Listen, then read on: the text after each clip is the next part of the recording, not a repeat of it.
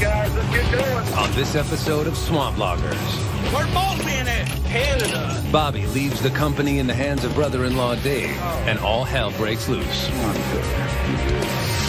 Damn it. Oh, God. And after the boss returns, That's right. I just wanted to find out what happened. Mother Nature threatens to take down much more than just load counts. Your kids. We're going to be within about the center of...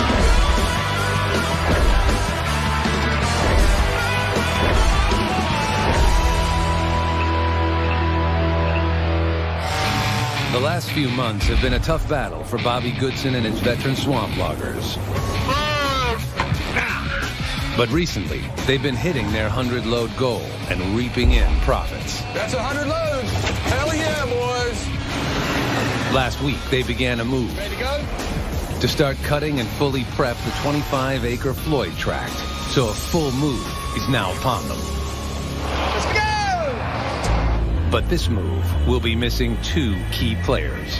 Well, Justin and I are going to head off to Canada.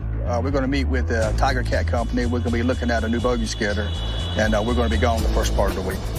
The bogey skidder Bobby currently owns has taken a beating over the 10 years it's been pulling wood to the loaders.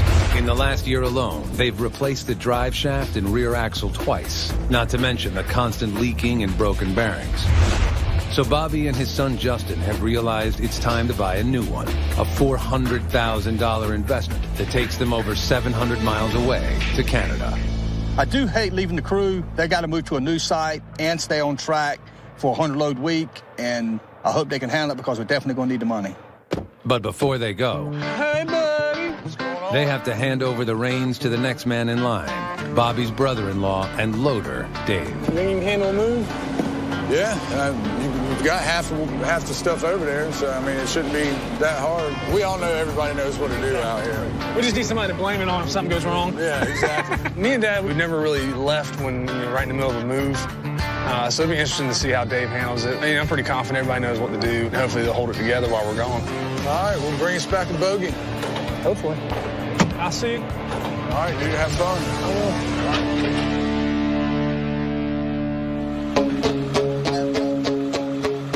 As their first day begins without their two main men, Bobby and Justin, We'll figure it out. Goodson's all-terrain is now resting on the shoulders of Dave and the crew. Well, it's Monday. We're trying to get everything moved over to the Floyd tract. You going over there? All right. With only some cleanup remaining here at the Hillburn tract. Their first task today is moving the rest of the equipment 7 miles down the road to the new Floyd tract so they can get going on the 20 loads needed by day's end. We need to move fast, get the loaders set up, deck set up. I want to get that 100 loads this week. Each week, the crew aims to deliver 100 truckloads of wood to the mill in order to ensure a healthy profit for the company and a $100 bonus for themselves. Can stop and help you guys move everything, then I'll start back up. Cool. Well, we got Doug, too, so... And with Bobby's $400,000 purchase coming, Dave, working for the first time as acting foreman, will have to rely on this experienced crew to make sure they meet their goal. You want me to put these permits in your truck or hold on to them? Bubba, he's the one that's going to need them. And if all goes well, they'll be set up and cranking out loads by mid-morning. Where's both being at? They are in Canada. It ain't that nice. I sure love to be there with you. Yeah. Looking at the new bogey instead of ratcheting down this old crap. Yeah, Not able to just drive everything over at once. that's right. Truck driver Bo and the one lowboy trailer must move equipment over to the new track piece by piece. We're going to move the tractors over there, get everything moved, then we can get started on another job. Tell him to unstrap that. And in order for production to really get moving at Floyd, the key pieces of equipment needed are Jose and Dave's loaders, responsible for loading the trucks with wood. All right, hold on. I need to get moved over to Floyd. My goal is 20 loads today. Jose's going to stay behind and clean up here at Hillburn. Unfortunately for Dave, loading his machine on the lowboy is his most dreaded task.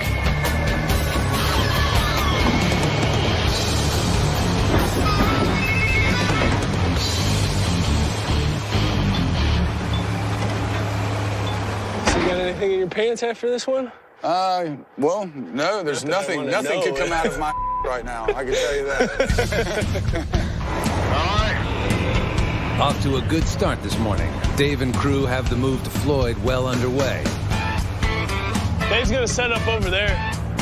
But until Jose finishes picking up the mats over at Hillburn with the other loader, they'll have to start loading at 50%. Dave, you the only one out here? Yeah. No, it's going to be A long day. But for now, the crew isn't letting that stop them from their first $600. Load one. Meanwhile, over 700 miles north in Canada, It's a big plant. the day is just beginning for Bobby and Justin. We're at the Tiger Cat factory, Bradford, Canada, and we come up here to look at a 635D buggy skidder. We've been needing one for a while. Antonio's has got issues. We all know I need new stuff, so we're gonna come up here and look at some different tractors, see how they've improved them.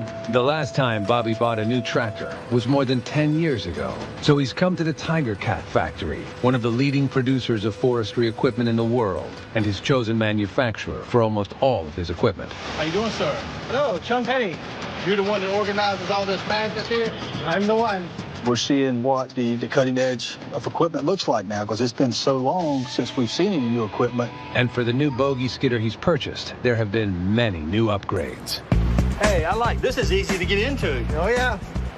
Close to the ground. Quite different than the machine you have now. No steering wheel. Yeah, what do you steer it with? This? Yep. Now, our machine had 2 pedals, forward and reverse. Yeah, since we've gone to a seat that rotates, you only need 1 pedal. The machine is going to travel the direction you are looking. So if you step on that pedal, that machine is going to go that way. Swing it around. Now if you step on that pedal, the machine will drive that way. Good deal. And all the operators have found that that's easier than looking over their shoulder.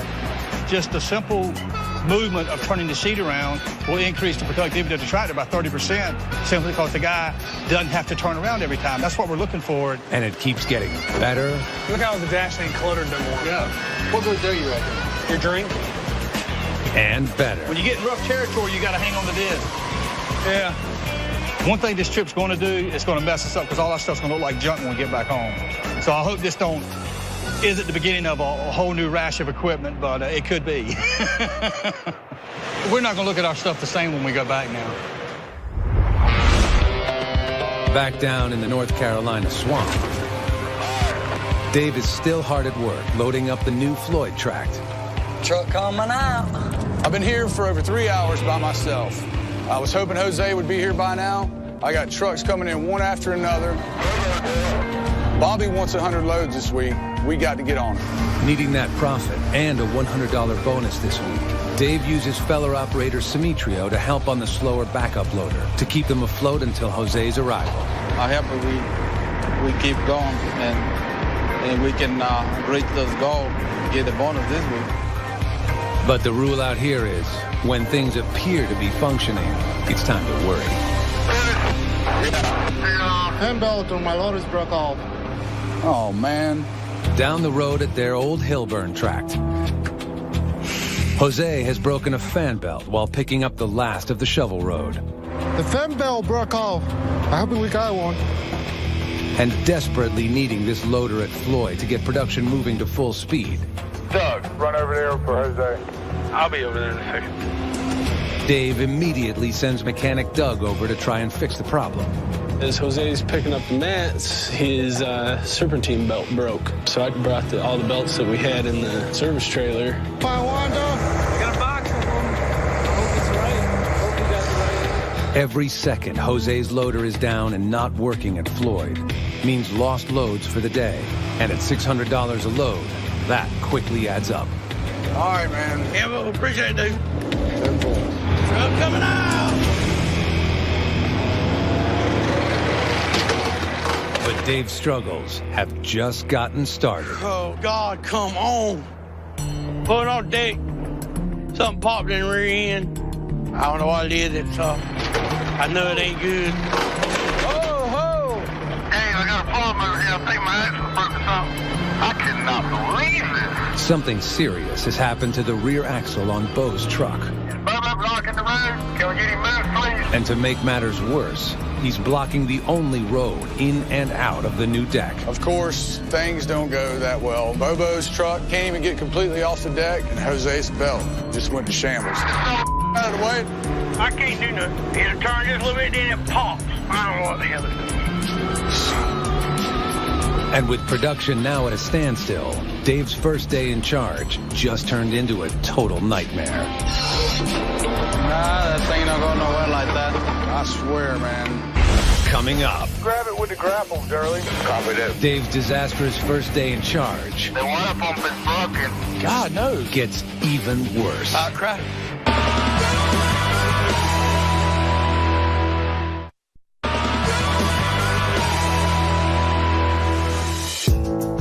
With Dave in charge, while Bobby and Justin are in Canada, the morning has suddenly taken a turn for the worse. Nah, that thing don't go nowhere like that. They've only gotten out a few loads of the 20 needed at the new tract, and now Bo's fully loaded truck is blocking the main road in and out. And 7 miles away at their old tract, Jose's loader has broken a fan belt and can't be moved to help with loading trucks. We gonna have to take that little one off? Yep.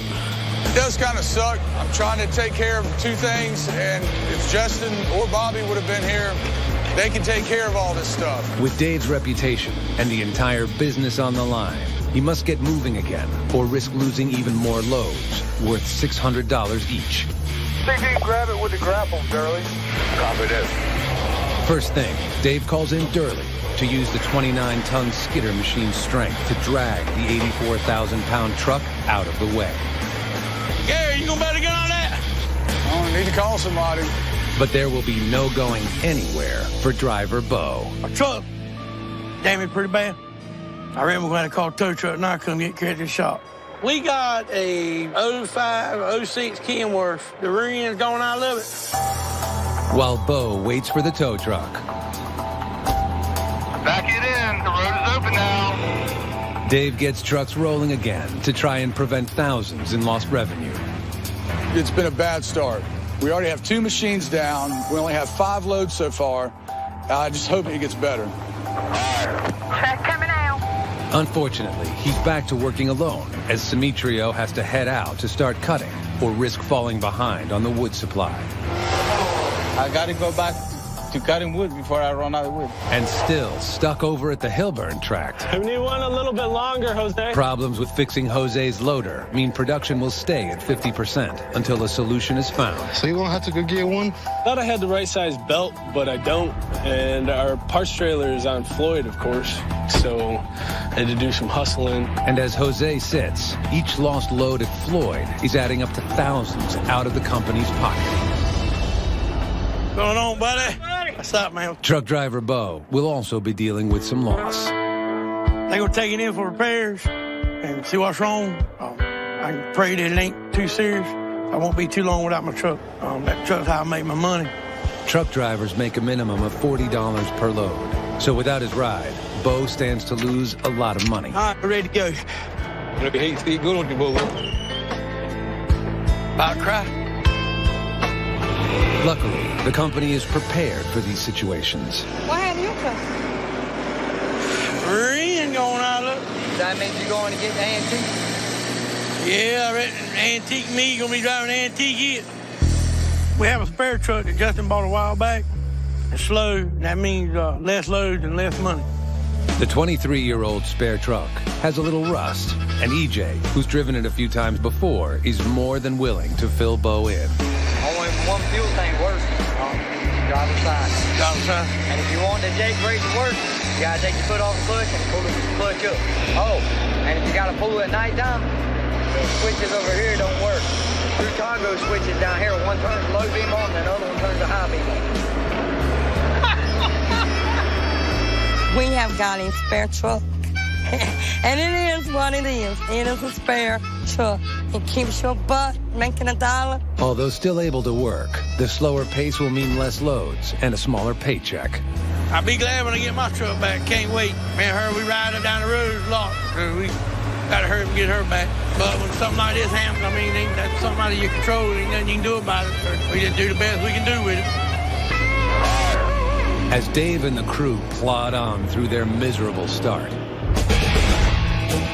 Over 700 miles north in Canada, That's pretty cool. a much happier Bobby and Justin wind up their time at the Tiger Cat plant with some fun on a new feller machine. I want one of these. Our stuff is old. I didn't realize how old it was till I get up here, but I know I can't replace everything. I can't thank y'all enough for having us out. Great. It's good to have you here at the factory. Thank you. And although they're not able to take their new $400,000 bogey skidder back home with them, it will be delivered at the end of the week. It's a tremendous investment. The investment on this one tractor is way more than most people will spend on a house. But I know with the people that I've got, I know we can make it work. Maybe get this one paid for, then we'll try to pick up whatever else we need to work then. Sounds good. It's going to be our new toy. I may use it to drive to work every day.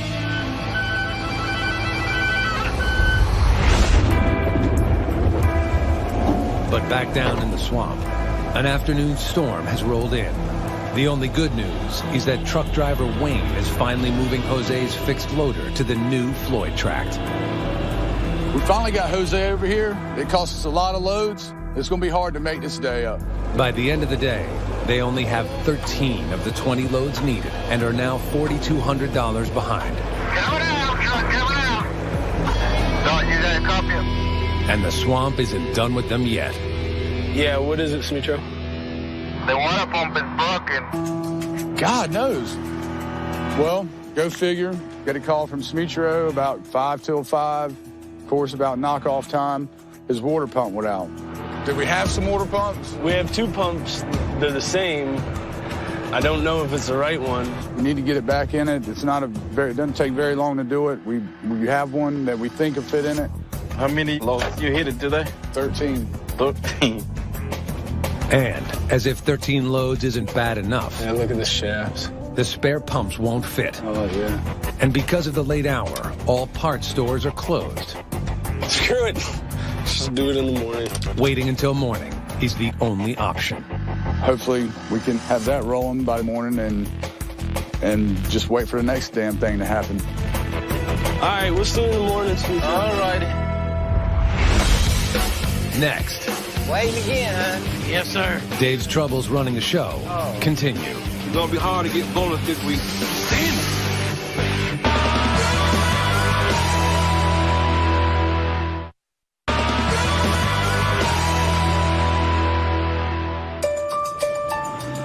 After barely making it through their first day without Bobby and Justin, Doug, where the hell are you, man? today looks to be no better. Why did Doug have to do this? Doug didn't make it today. He's sick. He's been up all night puking and has a fever. And of course, that pump last night was not the one we needed. So I'm gonna have to make some calls and see if I can find one, and I need to get the serial number off of the side of the engine. This is not what I need to be doing. With their main mechanic, Doug, out sick, Dave arrives for work at 7 a.m. and, instead of loading, must now deal with the broken water pump issue they had to leave unfinished last night. That's great. Can't see the freaking thing off of it.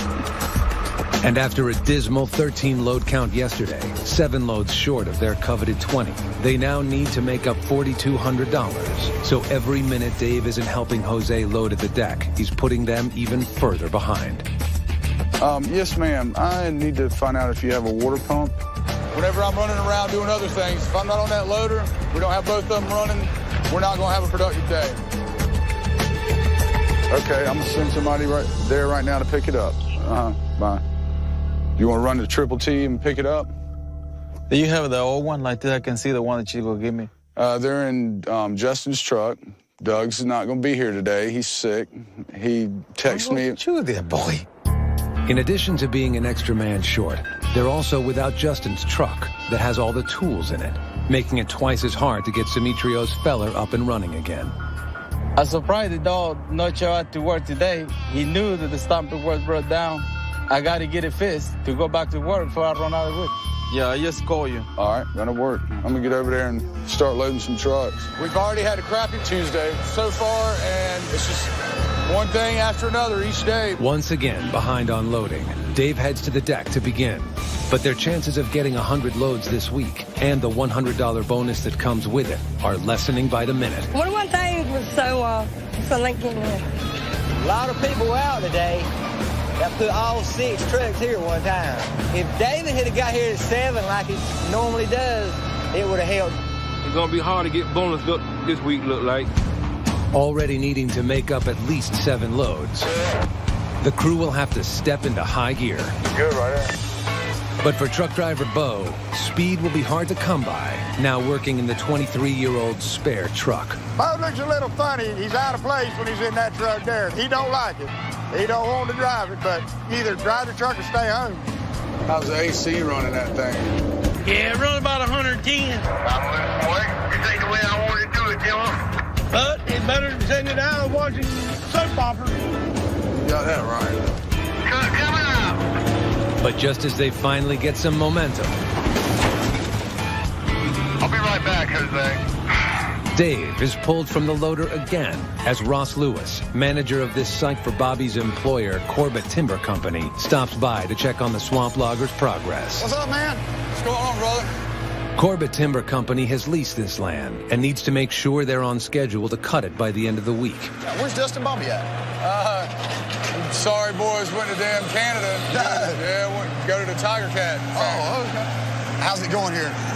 Started off slow. I got here today. I expect to see Bobby and Justin, and neither one of them were here. When they get back, they got to move some wood. It's been kind of slow from what Dave said. All right, man, well, I'm gone. All right, Ross. Call me if you need anything. Yeah, bro. But before Dave can get back to his loader, Simitrio has returned with the right water pump to fix his feller machine.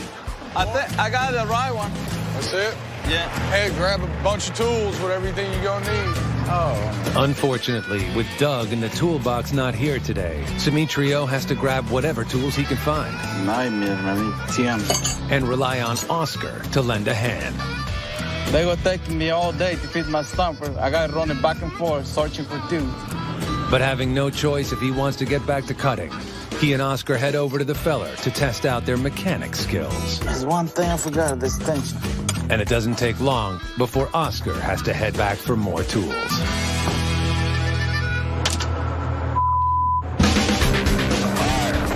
Meanwhile, loads are starting to move out again. Truck coming out. As Dave and Jose rev it up to full speed. I just hope it finishes this day out better than it started.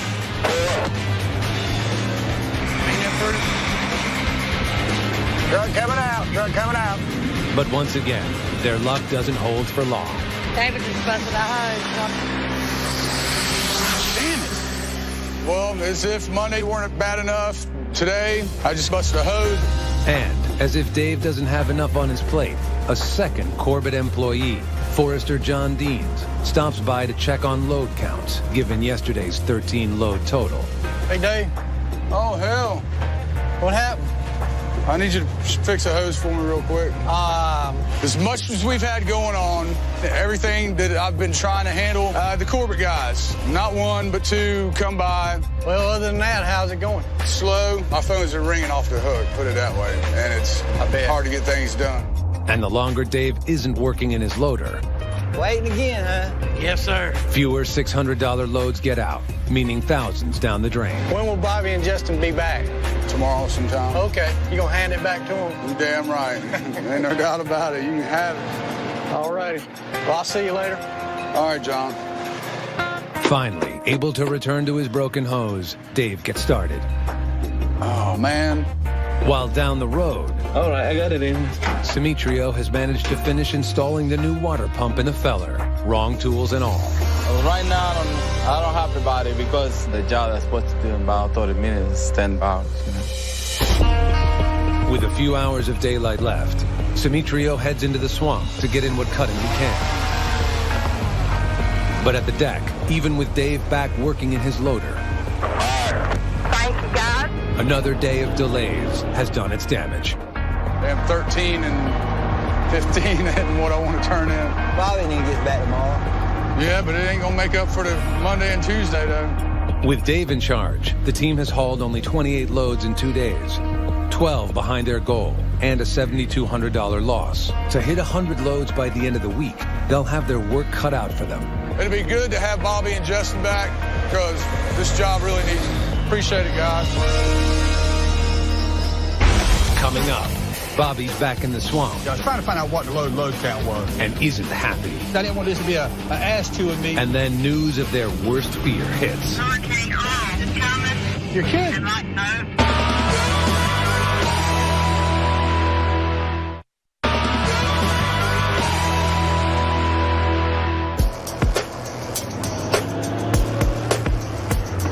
After a bruising couple of days without their bosses, the crew is anxiously waiting for the Goodsons to return. Fresh from buying a new bogey skidder in Canada, Justin is first on the deck. Got back from Canada last night, and it was first day back at work. It was good. We saw the Tiger Cat factory. Already, like every day this week, the truckers are lined up and waiting.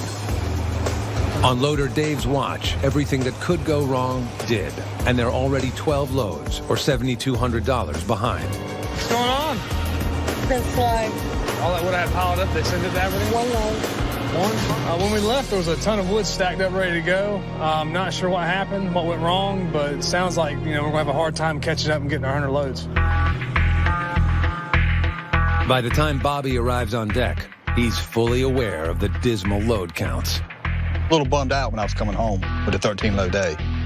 I just couldn't understand, how, I'm sitting there thinking in my head, what could have happened for us to get 13 loads? We left, there's wood piled up, loader set up, wood stacked around it. Dave's here. I was trying to find out what the load count was. Well, Dave's a little late getting over here, because he's getting all that mess up over there on that job. Dave, relieved at having relinquished the reins, is staying out of it, laying low and loading fast. I'm glad they're back. I just want to sit in my loader. I don't want anybody calling me. Better yet, I don't want to talk to anybody. You and Justin had a bunch of wood pulled up and stacked, didn't you? Yeah. It's trashy wood, though. It's trashy wood. In addition to all the mechanical problems they were hit with, this site is filled with wood that's too limby for the loaders to handle. Trashy wood, it's better to put it in the road and let the tractors run over it. It's a lot more efficient to deal with it that way than to let the loaders handle it when it gets to the deck. I'm gonna walk down the hill there and see what the wood looks like coming out and how much we got dropped down and see if I can see what's going on. Talking to Oscar and them, they said the wood was real trashy. Is that what was holding them up on the deck, or just busted hoses?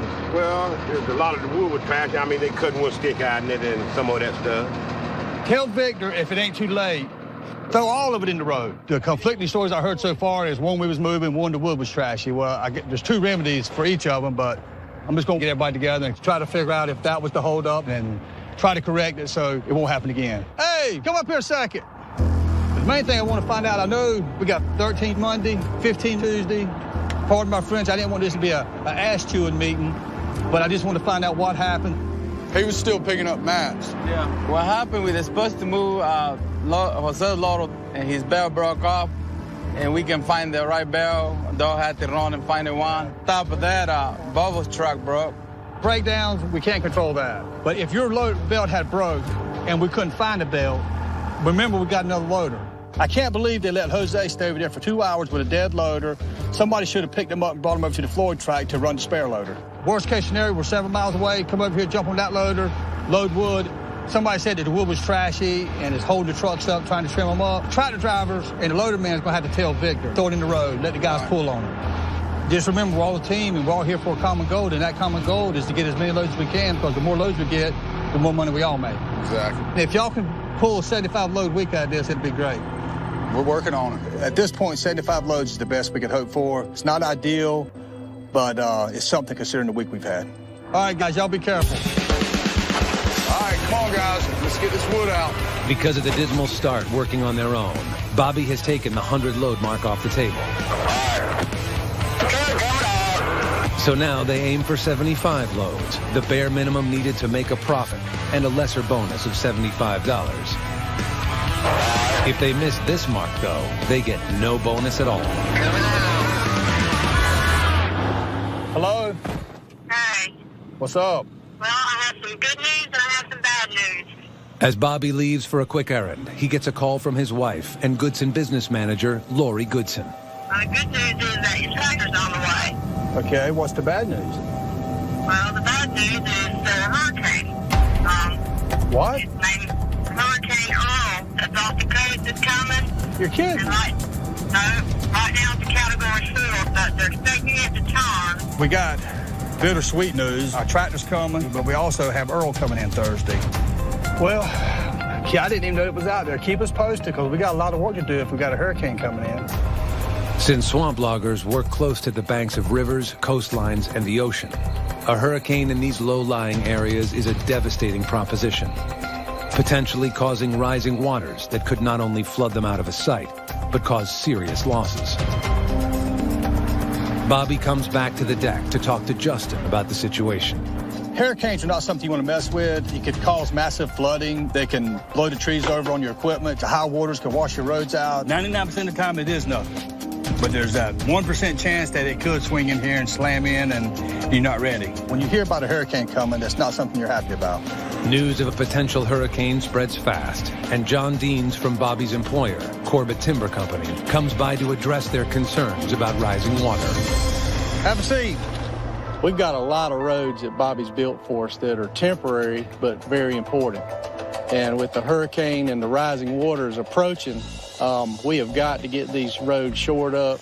The road you built over at the beaver tract, you need to go over there and knock it down and cut it in two, huh?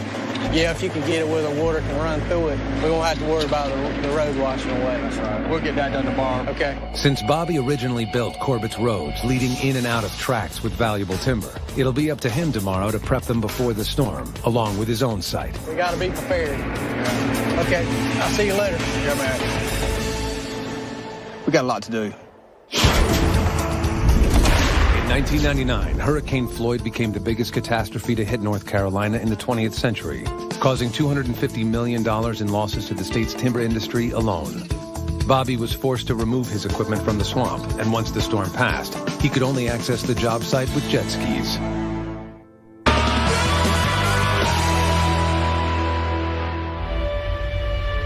That's looking pretty strong. With a Category 4 hurricane barreling toward the North Carolina coast, Bobby and Lori start their day worried about what nightfall could bring their way. See how it's circulating? Yeah. That storm surge? And see, the rivers is right here. The way it's spinning, it'll push all the water back up the rivers, and we're on the rivers. So far, the predictions indicate that the coast may very well get pounded by brutal winds and rains in less than 18 hours. Put all the chairs up. I really don't want the storm to come in, period, but we are in a hurricane-prone area, and we have had our share in the past. I've seen them come in like that, and I've seen them smacking right into the land and go straight in. Then sometimes they'll hit it, be like a pinwheel. With the rotation, it'll run right up the coast. I don't know how they know. Yeah, they just don't know at this point what it's going to do, and that's why you got to just be prepared. We really don't know. I mean, they're making guesses. Computer, projects this could happen, that could happen, but I've actually seen a hurricane go out and make a loop, come right back in, and so anything could happen. If it were to hit us, it would be devastating.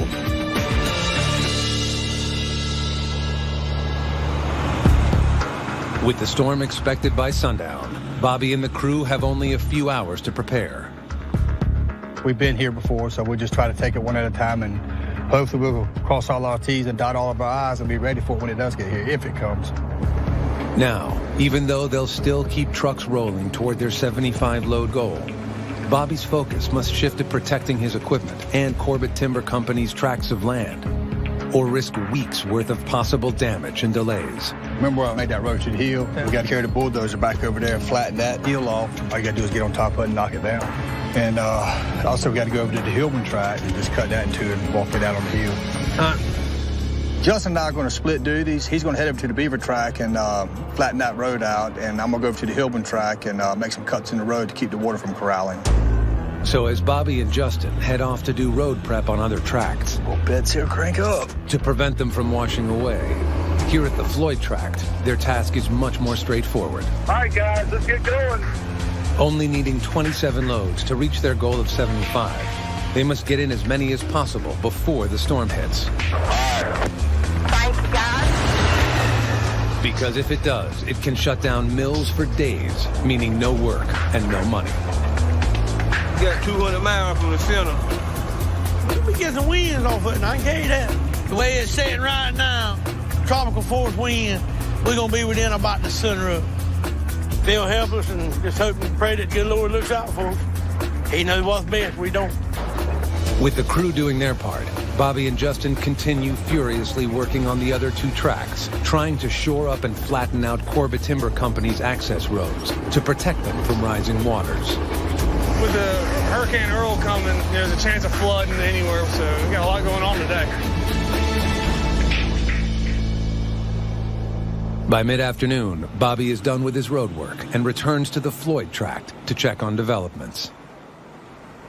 I've done everything I can to divert any rising water away from the road. It should survive okay, but with a hurricane, you just never know.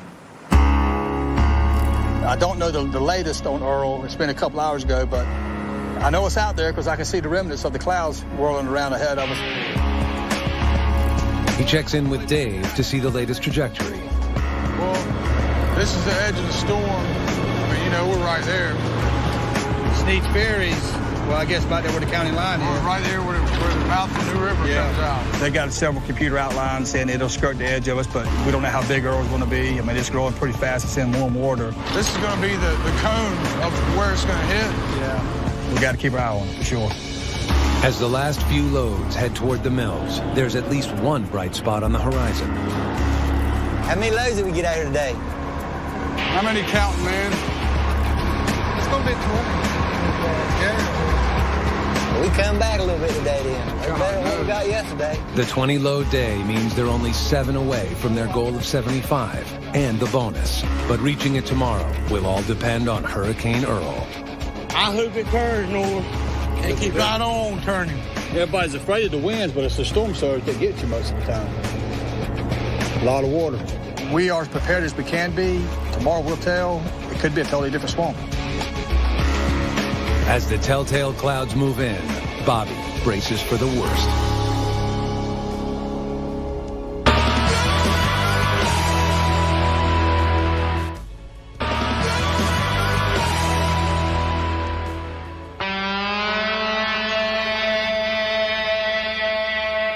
It's the day after Hurricane Earl was set to hit, and the deck is dry as a bone.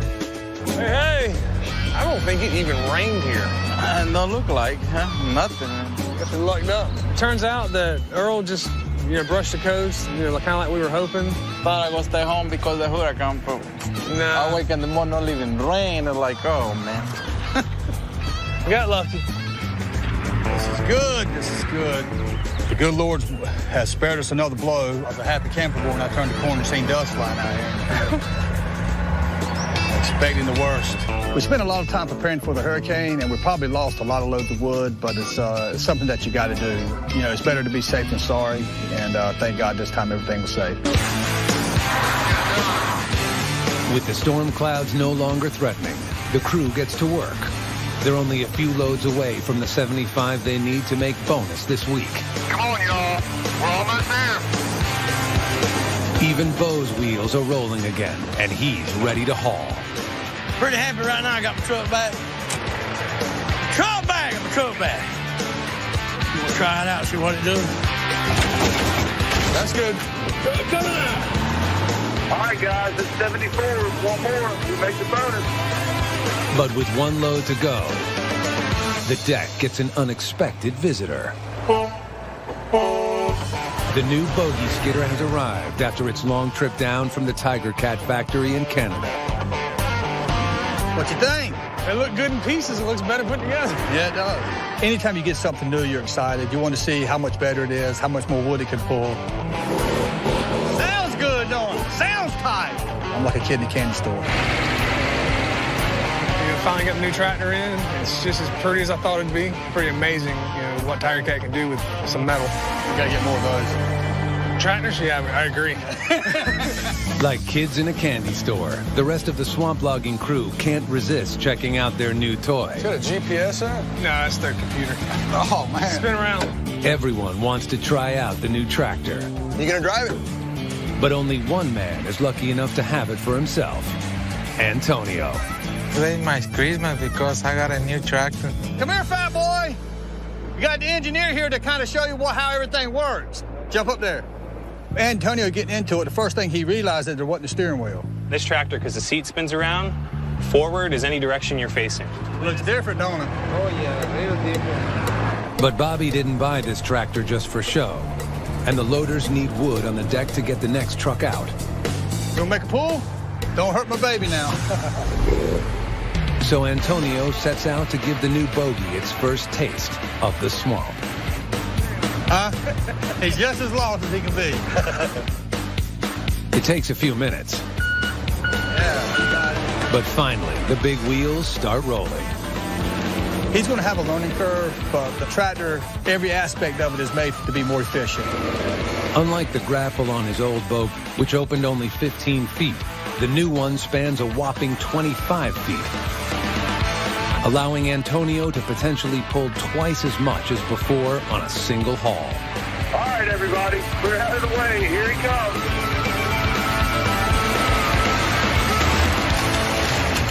I'm happy. End of the month when the payment comes in, I probably won't be as happy as I am right now, but I know that's coming too. And with the rest of the wood, All right, that's good. the last load of the day heads out. But we got 75? A lot of hair on our chinny chin chin. Did I need to count the books? Anytime y'all get exactly what we need, I kind of worry.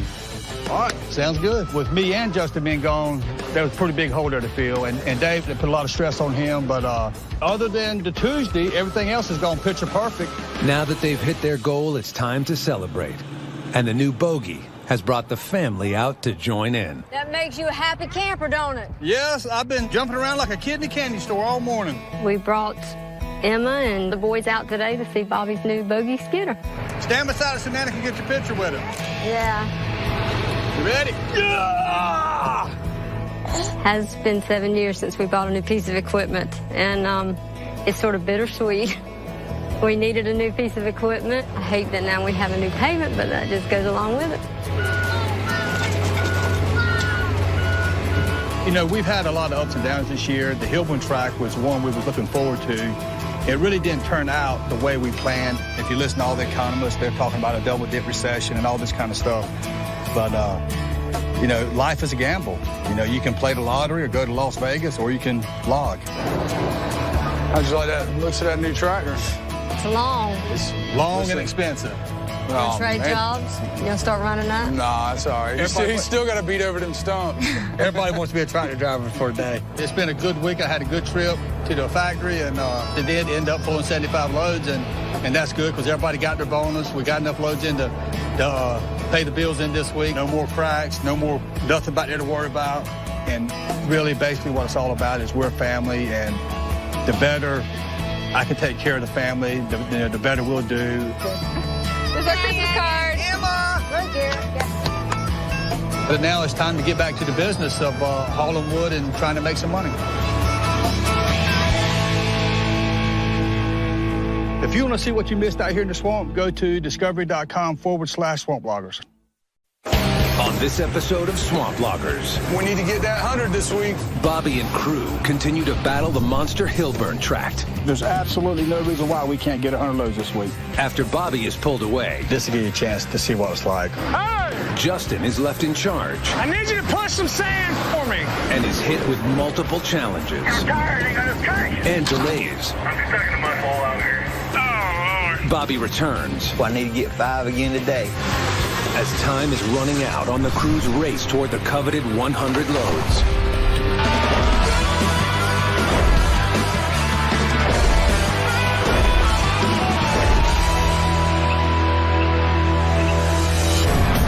Another day with no money.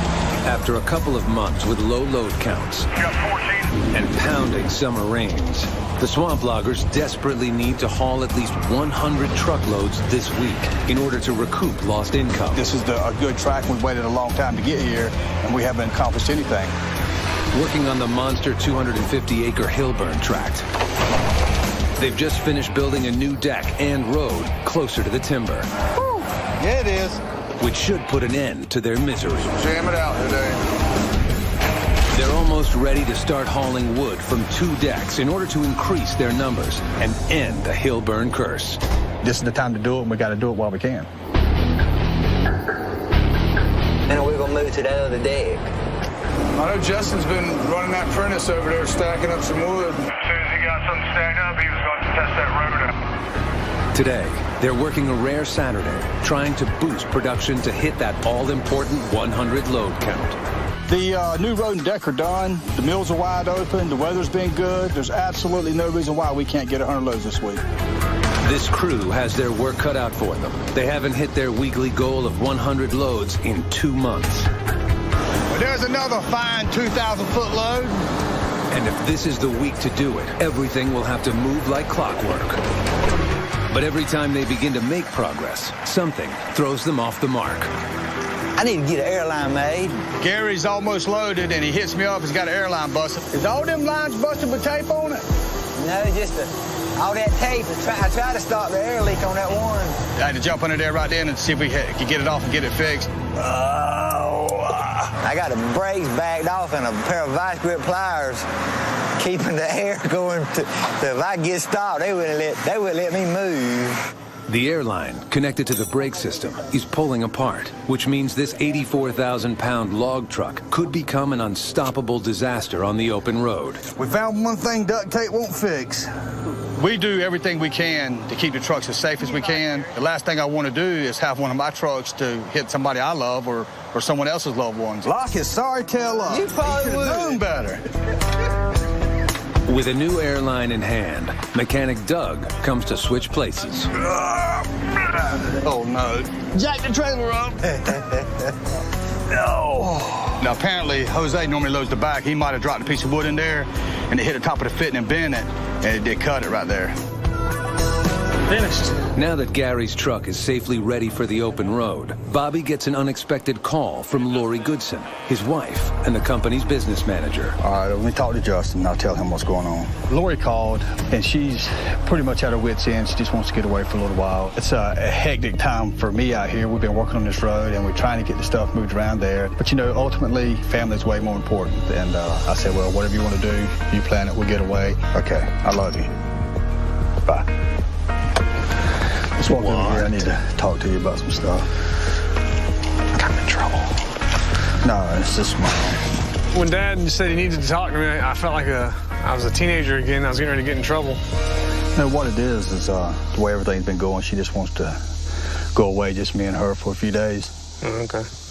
It kind of come up pretty quick, but I just wanted to let you know that I wasn't going to be here. You know, just to give you a chance to see what it's like, because I ain't going to be doing this forever. As the sole boss, Justin will have to get the new road and deck in working order, as well as do the usual repairs, manage the crew, and now 2 decks. It's a little bit more pressure than normal. If I didn't have to worry about the other road, it wouldn't be that big a deal. But since I got to be over there, which puts nobody over here, so when something happens, it's going to be that much longer for me to come back around here to try to figure out, you know, what the problem is there. But hopefully nothing will happen. We need to load a few loads out to see where the road's going to be soft at. I'll handle it. Justin's capable. He knows what to do. I hate dumping everything on him at one time without any preparation, but you want to let him know what it's really going to be like, and he's probably going to get a belly full of it this week. All right, man, let's get out of here. I'm looking forward to it. Maybe I'll just go wild and sell the company, buy a tractor, move to Mexico. It's day 1 of the Justin Goodson regime. For the next few days, this 5th-generation logger is going to be put to the test. He'll need a bit of luck on his side because, as past experience has shown, the swamps can be unpredictable. From the forces of Mother Nature, to mechanical failures, to danger. Something cut his hand. I don't know if it come from a piece of metal. To crew conflict. That is full. That is full. Justin could very well have his hands full. I've been logging, pretty much my whole life, full time since I was 18. So, I think I'll be all right. I guess with Bobby being out of town, that put you big cheese around here, didn't it? I guess. Making all them big decisions. Without the pay. Without the pay. I'll get something done, make Bobby proud of you. Hey. Hey, good morning. What do you think of it? So far, I like everything. Just First thing, he checks on Simitrio, who's been testing out a feller head. Last week, a 9,000-pound feller head was loaned to Bobby for a 1-week test run. If it works well, he may buy it. It hasn't cut, though. I think that this worked great. Where's Bobby? He went out of town. Well, that's good. They needed some time off anyway. He left me in charge. Okay, you in charge. The new regime. You in charge, man.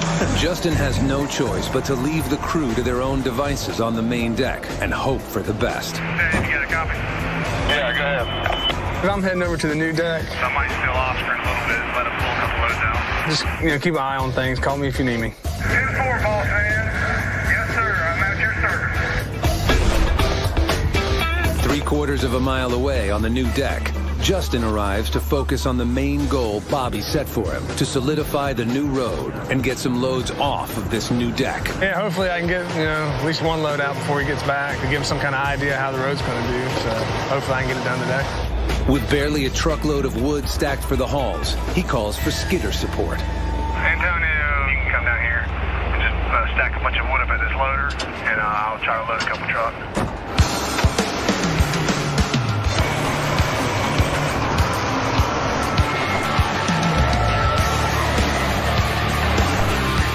But in the swamps, trouble is always lurking around the corner. Kidding me?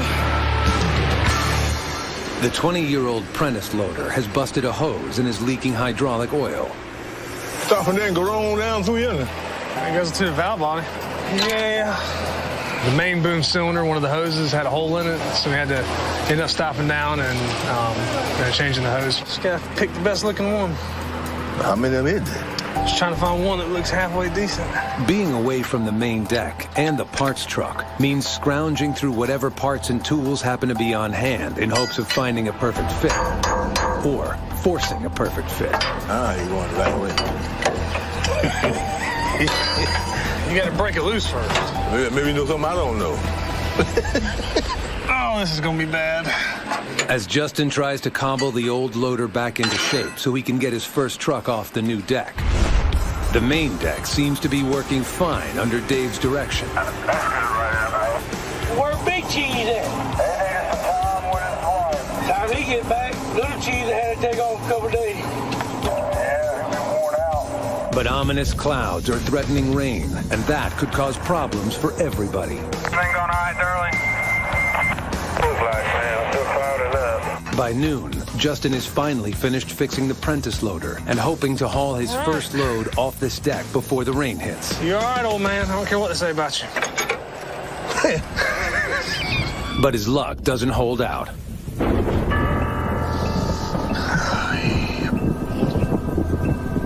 Now, instead of loading, Justin has to take care of this newly formed road, making sure it stays fit for trucks by laying down mats. These 300-pound wooden slats are designed to keep the trucks from digging into the soft dirt road. I don't know if it's going to help or hurt the road. There's a lot of clay in it, and it hadn't packed yet, so when the rain and stuff mixes with the clay, if it ain't packed, it could possibly just, have no bottom. So I just don't know how much it could take. While Justin tries for a quick save on the brand new road, the rain really starts to pour down. I'm tired. I got a tank. And back on the main deck, problems are developing. Where is Justin? Hey, Justin, it's raining pretty bad over here, and I have trucks getting stuck. I'm coming. This whole boss thing's a lot harder than it looks. I need at least 3 of me. He's pulled back to the main deck, where he has to manage a bad situation. Bo is nearly loaded, and other trucks are waiting. But there's no way anyone can get off the deck in this rain. I need you to push some sand for me. Justin will have to work fast, or risk starting day one in the red. Hey! Next, Kidding me? Justin learns the hard way what it means to be boss, Why'd you go get stuck? as he's pulled in every direction. Got a hose leak in here. Oh, Lord. By one crisis after another. Oh, my God. I just want to finish this today.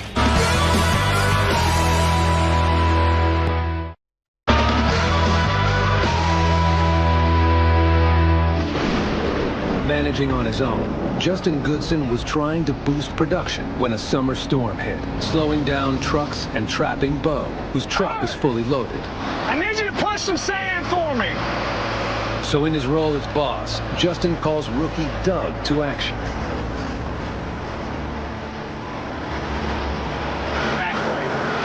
But he's infinitely slower on the job.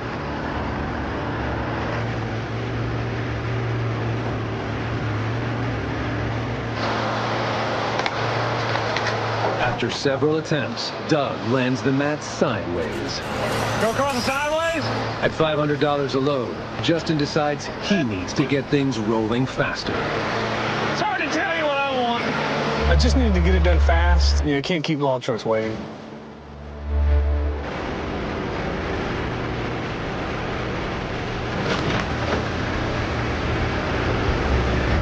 While the showers continue to come and go, Bo finally makes it out. And the deck cranks out a few more loads to round out the wet day.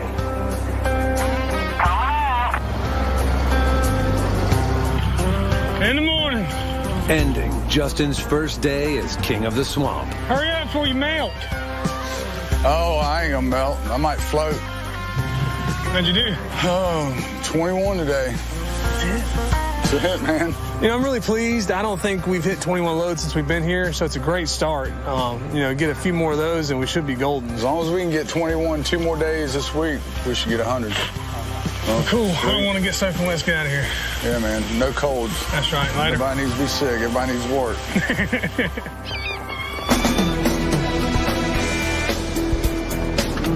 The rain may have helped this road. We'll see. After yesterday's rains, Justin is the very first to arrive, so he can focus his efforts on the new road and deck. I think there's some clay through here, so I don't know how this water's going to work with it. In anticipation of getting loads out today, the first thing he does is lay down hay to add a buffer between the truck tires and the soft ground. There's something about when you put hay on sand, it makes it not so soft. If you ever watch a truck get stuck in sand, when it starts going over the sand will just go from underneath the tires and drop down, and this will keep it from doing that. Making a big giant bird nest. Back at the main deck, the rest of the crew is just beginning a day in the swamp. But Justin's already prepped and ready to go with his first load. Hey. Hello? Go ahead and get that trailer. Come around here. All right. And I'll load you. As the day gets underway, Demetrio cuts the last few lines of trees nearby. Still testing the 28-inch blade on the ultra-heavy 9,000-pound head. What do you think of the new boss, man? I don't know, man. I think the company might be going under. Yeah, we're headed straight down. Meanwhile, Doug has arrived on the new deck to operate the bogey skidder, dragging as much wood to Justin as he can. All right, Oscar, come on back.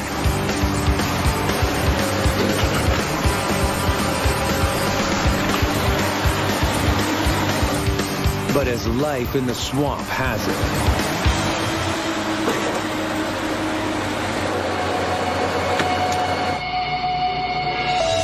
Hey, Justin, I'm stuck in a mud hole out here. You gotta be kidding me. the best laid plans are bound to go wrong. I'm beginning to understand why it's so frustrating for Dad, being pulled in so many different directions. Justin rushes to the rescue. He needs Doug back in action in order to get out that all-important first load off the new deck. Now, why'd you go and get stuck? I didn't know the better to do. But he can't even get close enough to push Doug out. That little tractor is good for nothing except, around the deck. And when Doug got bogged down, I didn't know if I was going to get him out. Come closer, baby.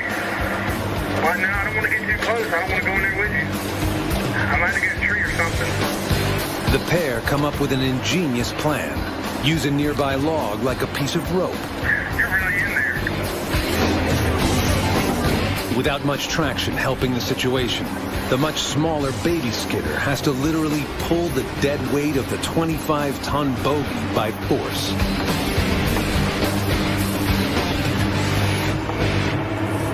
Ended up getting them out, but I didn't think I was going to, because I didn't think I was going to be able to get out. With one drama solved, another unfolds in the woods. After a few days working with a loner fellerhead, Demetrio has found some problems. The head is too heavy for his small tractor, and the blade seems to be slowing down. This is something they're hitting. I don't know what it is. Trying to figure out what it is, because they already wore out like they're hitting something steel. The side plates covering the rotating blade may not have enough clearance, trapping chips and wearing down the blade's teeth. Fella? Hey. I have a little bit of trouble with the head. What's wrong? You remember that little Plate, well, they have it too low because they hit the teeth in the top. So your teeth ain't sharp now? They're still caught, you know, bro. With Simitrio almost done with this plot of land, Justin realizes now is not the time to pull him out of the field. Oh my God, I just want to go and finish this today. But it's not destined to be. I got a hose leaking here. Kidding me? I'm gonna pull up to the deck. Doug's bogey didn't make it out of the mud intact. I hate to pull him away from the new deck, but we got to do, you know, what we have to do and get the equipment fixed and running. Oh, Lord. There's a reason, I don't know what it is yet, but why we cannot get a load out of there. It's my whole goal while my dad was gone was to get a load out of here, and I ain't done it yet. And something's always come up and had to take care of. As Justin returns to deal with Doug's skidder repair, the crew is hoping for a little success and a celebratory lunch on Friday. So we gonna see a steak on Friday then, huh? Got to eat something. I'm tired of eating these cans of soup.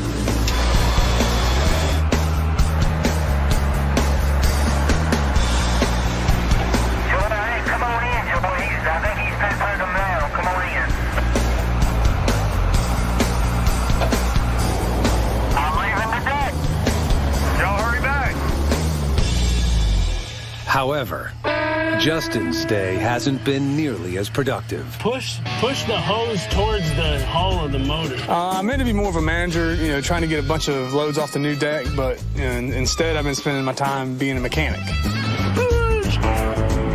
I mean, you can have a goal all you want, but it doesn't mean much of nothing out here. Well, I reckon we're done with this, so. And so ends day 2. Even though the main deck has another 21 load day, it's Justin who hasn't managed to get off a single load from the new deck. Need a hug. Coming up, Justin has one last chance to get a load out of the new deck. Do or die. But will the road hold up?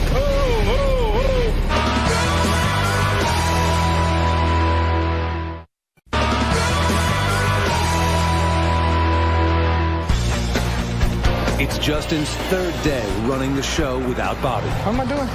So far, it's been a tough haul. Everything going all right, Earl? We've got a situation going on down here. And today will be no exception. Is that it? Yeah, that. I don't know if he was pulling something from over there or something. Scrapping up. Yeah. Because of high load counts over the last few days, the wood here at the main deck is running low, making the haul times longer, so that soon, truckers will have long wait times getting loaded. They'll be complaining if they got to wait here for, And with wood waiting on the ground at the new deck, the pressure is now double for Justin to get a load out and make sure the road is in working order, which so far has been nearly impossible. All right, I'll be over yonder. I feel like I'm running into a lot of problems over there every time. I've been trying for 2 days to get a load of wood out of there. And, you know, either I'm over here working on something or I'm over there working on something. All right, Oscar. What load did you get? But today, for the first time, Justin isn't pulled away from the task at hand. Ready? Finally got Oscar loaded, and he's getting ready to take off and see how the road's going to do. Do or die. I hope it makes it out, and the road will hold up, and you know, no problem.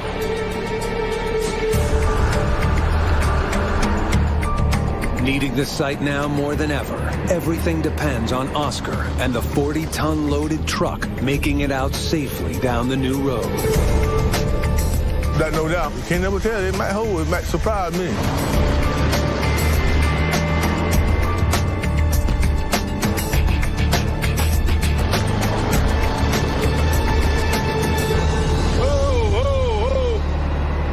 He got off the deck pretty good. As soon as he made it around the corner, I could see him. It just sank right down. With the first attempt a complete failure, Justin has to come to the rescue in the baby skidder. I just got up the little tractor and pushed him. Now knowing this road is not yet ready means Justin goes back to the drawing board. We'll have to do a little bit of road work and see where the soft spots are. And after days of preparation and delays, it's a disappointing start. It really kind of, you know, sucks that it's taking so long. We'll see how it goes. But knowing there's no time to waste, Justin gets straight back to work.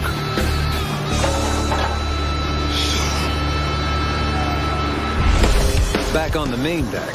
All right, guys, tighten up. We need to get that 100 this week. Low wood or not, Dave is determined to break the Hillburn curse. Truck coming out. So you think we'll be able to get 100 loads this week? We're working on it. It's looking pretty good so far. 10 foot. Fuel coming out. Fuel coming out. Back at the new deck site. After hours of more road prep, Justin is finally ready to make another attempt to get a load out. With Oscar up for another shot at hauling out on his own. All right. I got all the mats laid out that we have. You know, we got about 3 hours left in the day. Let's just see how it holds up. Come on, Oscar. Once again, this test will decide the fate of the rest of the crew for the week. If they succeed, they'll be able to move and continue hauling at a furious pace. If they fail, they risk ruining their chance at hitting 100 loads by the end of the week.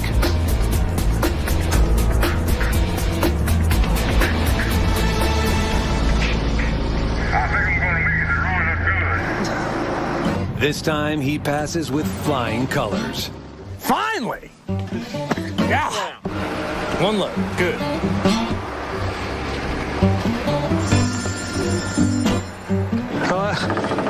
What's going on? We got 21 today. I ended up with 21. I think we got the road pretty squared away, enough to start hauling off of it. Oscar made it out by himself, so whenever everybody gets over here, we'll be able to pull wood pretty good. Have you heard from your dad? Yeah, I heard from him. He's back home. Is he rested up? Ready to go? I hope so. It was pretty hectic being boss this past few days, but we got through it, and all in all, I think I passed, and I'm glad it's over. But before officially handing over the reins tomorrow, You ready? I'll be out here in a minute. Justin and Dave have one last thing to take care of. Oh, you ready for this? I've been thinking about getting a tattoo for a while now, so this might be the time, celebrate my victory with sharp pain and blood. Good times. Hi. Hello. How you guys doing? Not too bad. Looking to get a tattoo. What are you trying to get? One of my main thing is an octopus. All right. What are you trying to get? I'm going to get my kid's feet print. Where are you trying to put that? On my arm. On your arm? Yeah. One day it came to me, I wanted an octopus just because he has some 8 legs and, he can multitask with all those. Hey, man, how's it going? What's going on, Bart? After Dave and Justin meet with their tattoo artists. All right, man, let's paste these stencils on. They first map out the design. I feel like I'm shaking. Wait until the needle hits, then you'll start shaking. Oh, yeah. And then the fun begins. Oh, no. Be easy on me. I'll try. Although only located next door to each other, Got what it felt like. Justin and Dave have very different experiences. That's not bad. That spot's tender right there. Starting to bleed now. That's good. It's like causing pain to people. Hey, buddy. You almost done? We're getting there. It's really starting to hurt now. Oh, yeah. It's all finished, though. Well, I'm done. I'm going home because I got to go to work in the morning. Wait, you think I don't? Yeah, but I'm done. Yeah, well, I'll be in the emergency room. Oh, come on. All right, I'm out of here. See y'all later. All right, man. I'll see you in the morning. All right, man. Next, Missed you, man. Bobby returns to the swamp. You would think it would cut down. And faces an unexpected slowdown. The last thing I want to do is spend $80,000 and have something that we can't use.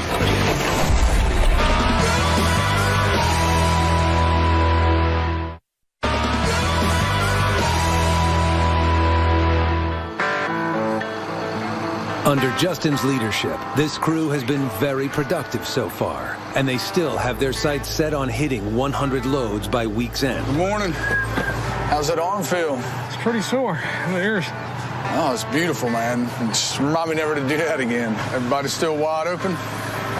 Yeah. Might go ahead and move Jose over there and keep the clam bunk, start dropping wood over there, so. Moving forward. After finally managing to get the new deck and road up and running yesterday, Justin can now begin to move the loaders over from the original site, since the wood here is almost out. We'll move Jose first, because he ain't got no scales to worry about or nothing. The whole thing is we're doing all this trying to just keep the trucks busy, not letting them sit around while we move. By leaving Dave behind at the original deck, they'll be able to keep production moving and soon have 2 sites getting the wood out. I just sent my soba with Antonio to the new deck. We're done over here. David's got a couple more pulls to cut, and that's it. And with the beginning of the move in full swing, a familiar face returns. Justin, come here, man. Missed you, man. Justin finally gets his hug. My little excursion that me and my wife went on was kind of unexpected. Something that she needed to get away for a little bit. So how was your vacation? Mom's happier. As long as she's happy. How'd y'all do? 20, 21, every day. Yeah. The guys did good. Nothing's broke. Nobody quit. Everybody's still here. What's your plan? We're going over yonder and just move Jose first. Leave David over here to clean up. You're the man. But while away, Bobby has had only one thing on his mind. We had just put the new head on Smitro's tractor, and I really hadn't got a chance to see it work. Kind of anxious to get out there and see how it's doing. And I'll go talk to Smitro and see how it's doing. I mean, what he said he liked it, but it feels heavy. And hearing the news that Simitrio is having problems with the borrowed 28-inch feller head, Bobby heads across the swamp to investigate further and watch Simitrio cut the last remaining trees. That's a good cut there. Nice and low. As Bobby enters Simitrio's cut zone, he gets an outside view of the larger 9,000-pound head hard at work. I can see how fast the head's building up, get a good idea how heavy it feels on the tractor by the tracks trying to pick up. If he can't handle it pretty good, it may hinder him. The feller has to cut fast in order to stay as far ahead of the loaders and truckers as possible. So being able to quickly cut and maneuver the feller head is crucial. So he can't pick that up like he wants to. I think he would like to have picked it up a little bit easier than he did. The extra 4 inches of blade on this borrowed head aren't turning out to be as helpful as they originally thought. See, that's disheartening right there. You would think it would cut that. And at roughly $80,000, if Bobby were to purchase it, it better be worth every penny. That is a lot of money. I mean, when I think back, when I started logging, that cost more than the first skidder I ever bought brand new. So last thing I want to do is spend $80,000 and have something that we can't use.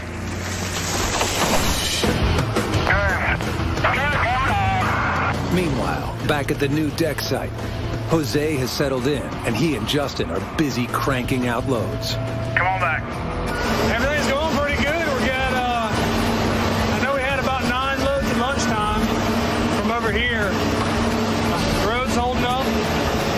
Everything's going good. But for one driver, it's not just high load counts that are on her mind. Yeah. You are coming up there Saturday to see me race, aren't you? I'll try to make it. It's mine and Bethany's wedding anniversary. I don't know what she's got planned. Be good anniversary trip. You come to the racetrack. There is a redneck outing. Down the road, working solo, Dave is also staying busy as he cleans up the remaining wood from the original deck. Probably be tomorrow before I actually start going over there. As long as we get 20, I'm happy. I don't give a damn how it's got there, but as long as we get 20, everybody will be happy. Coming out, truck coming out. Back out in the swamp. That is a heavy head. It's heavy. The borrowed feller head has failed to impress. I'm really disappointed with this big old thing. I don't think she made those expectations, this thing. Yeah, I'm like Smitro. I am a little disappointed. If there's not a big difference in what this head is doing versus the 24-inch head, we may just go ahead and try to get one of those because we know what it'll do. We'll see what happens. With no more wood left to cut here at Hillburn and needing more time to decide on a larger feller head, Bobby and Simitrio head out. And en route, good news comes in after a busy day working both deck sites. How'd y'all end up doing? We got 23 today. Good deal. They now only need 9 loads tomorrow to hit 100 loads for the first time in months. Proud of you. Keep working like we worked this week, and we can be eating every Friday. Tomorrow we should be eating a celebration meal. All we got's a few loads to get. We should get that first part of the day, you know, if nothing goes wrong. You ready to go away again? Heck yeah. See you tomorrow, buddy. The first feller buncher, built in 1968, did not have a rotating head with teeth, but large scissor-like shears that would pinch a tree down. Today's fellers can take down a 20-inch diameter tree in 1 second, while the original 1968 stumper would take more than 30 seconds to cut the same size tree.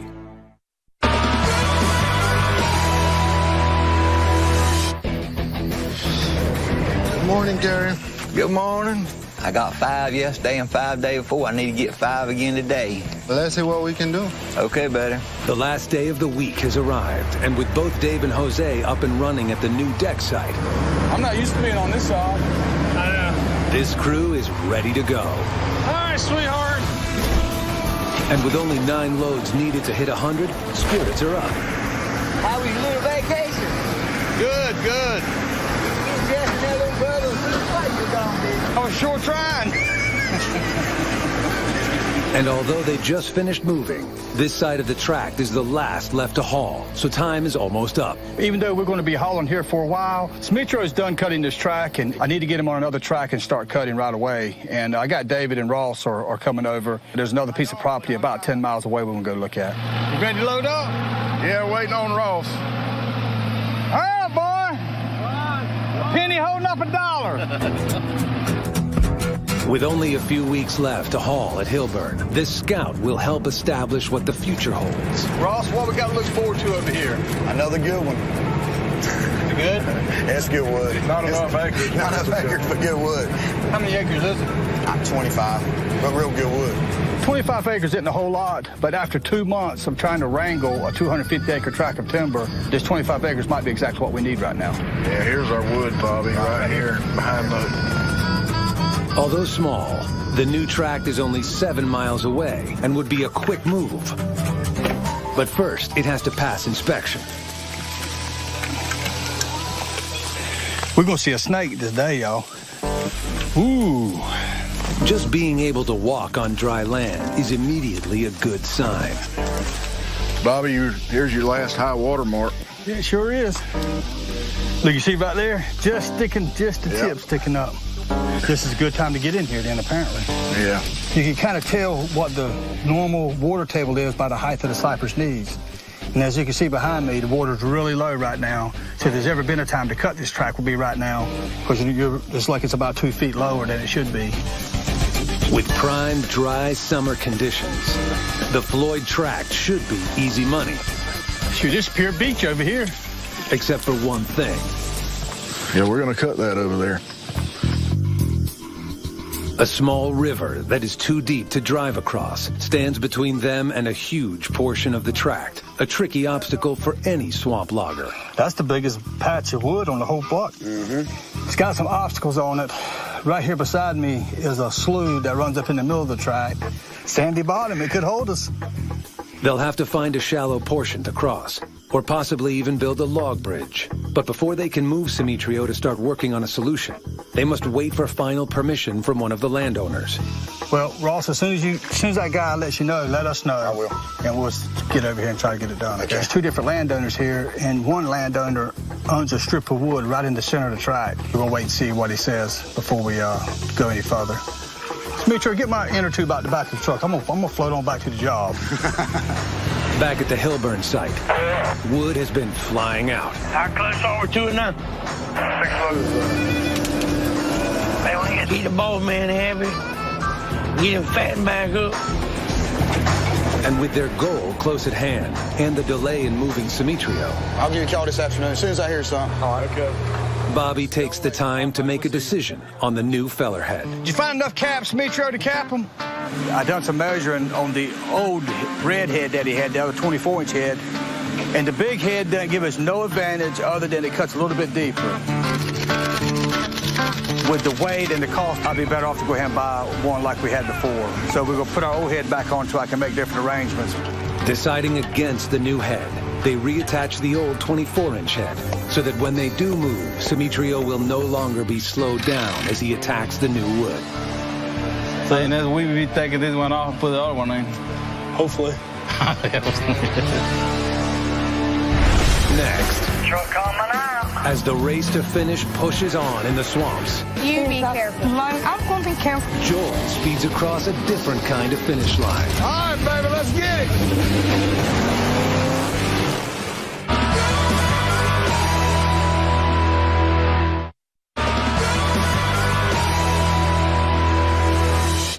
Truck coming out. The final push is on to conquer the Hillburn curse once and for all. That's 100 loads. Hell yeah, boys. Finally. It's about time because I missed Dave's cooking. And as the 100th load heads out, Dave leaves Jose to it and begins cooking the celebration feast. All right, that's what I need to do first. What I'm doing is just doing an old-style bayou clam bake. My belly's grumbling. And with the smell of success in the air, more good news arrives to help end the week. Any good news? Yeah, man. Good to go. They got that little centerpiece? Yep. All right. All the landowners have signed off, and the next tract is ready to go. Not many acres, but it's real good wood to tide him over until we get some word on an adjacent or nearby block. So how did I do? The final order of business is tallying up the trucker receipts to see if Joy's second trailer helped her load counts at all this week. We got Gary's got 21. We got the three-way tie. Four-way tie, 17. Bobo pulls up the rear. Bobo needs to get a can of Viennas today. Yeah. I got 17 loads this week with 2 trailers. Not as good as I wanted it to be. You got to beat Gary because he's the man to beat. So I beat Gary, now I'm going to dance on the moon. So Gary has no life. he has no life. I let him go home and spay my old man once in a while. I believe I got a tractor fix. This conversation. And with the successful week over, the feast can begin. Dag, it's time to eat. Hey, this looks good, man. Appreciate it. Yes, sir. Well, we finally hit 100 on the Hillburn track. I can't tell you how important it is to have a crew of men that will pull together and do what needs to be done. The guys worked really hard. Justin done a tremendous job. I couldn't be more proud of him. The gates open up at 3 and start racing at 5. I want you to be there. Last time I was practicing and nervous and everything. I'm kissing both this time. We also have Joy's race this weekend. It's going to be good to get out of the swamp and we can celebrate there as well. Call me some chili. Thank you. I'll be there.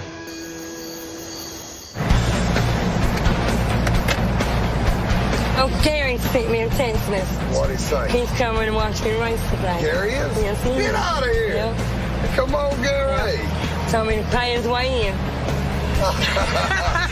I come out here to race today. Got my family with me. We're going to have us an old-fashioned good time. Today, Joy is participating in her second amateur bracket race. We're early. But this time around, a few things have changed. Got a new engine in my truck. Maybe Lady Luck could be on my side. And I can bring home just a little bit of money. Drivers come from near and far and can race any type of vehicle. And a little power goes a long way on this quarter-mile track. You be careful. I'm going to be careful. I'm more nervous. Every time my mom gets behind the wheel of the race truck, I mean, you never know what's going to happen. And she's my wife, so. The swamp crane races again. That's right. Put a fire in the hole. First up, Joy will race for speed and consistency in the timed round. All right, everybody. Left-hand lane, we've got Joy Kraft driving the Kraft Racing Chevy. All right, baby, let's get it.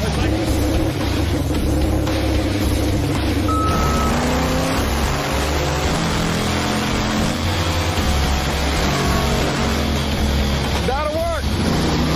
And after a few runs, she keeps improving. Joy Kraft runs at 778. Hey, boss man. Joy's made 4 runs, and she's getting faster and faster on each pass, and she's getting more consistent, so she may have a chance on winning the dash. All right, guys, let's go. The next round is called Dash for Cash, where drivers pick a time and have to race as close to it as possible without going any faster. So she run a 78, then a 77. So we're going down that thing at 76. That way she don't break out. Do what you're doing, yeah. That's right. 50-50. No, 50-50. They decide to go with 7.7 seconds. So Joy has to get as close as she can without going under. And with a $1,000 pot at stake, hopefully this last run will pay off. Maybe she'll run her time and we'll be on the money.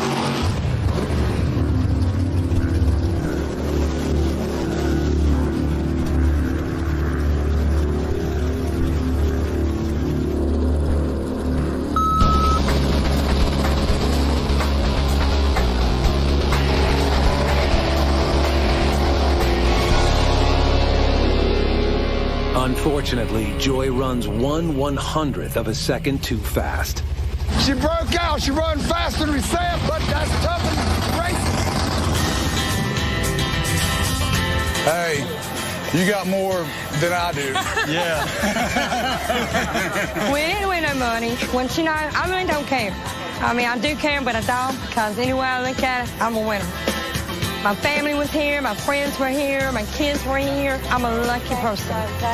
If we can get the motor man to tighten up a little bit, we'd have it knocked. Well, it didn't turn out the way we wanted, but we've all had a good time coming out, rooting for Joy. Heck of a job, man. Here, we don't have to think about the woods. We just come out here and get to know the people that we work with each and every day to see what they're really about. But Monday, we got big plans. We got a new track of wood to move to. And the first thing we got to do is get Smith Road moved over and get started on the other track. You had fun. That's the main thing. How about that? Isn't that disgusting? Hey, 2 truck drivers kissing. What do you think?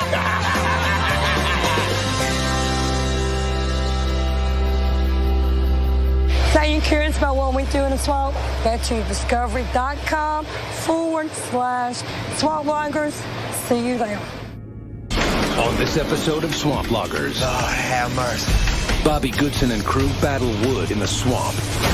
Oh, that was close. And up on dry land. What do you think we're going to do with that? Just as problems with the mill hit their wallets hard, We didn't give an 8 out today. There goes my week.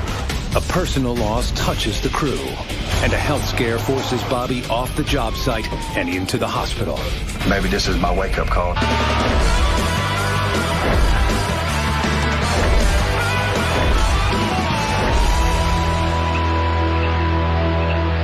We need to get that 100 this week. Months ago, the Swamp Loggers landed on the monster 250-acre Hilburn tract, with expectations to cash in on the big wood here. I'm stuck in a mud hole out here.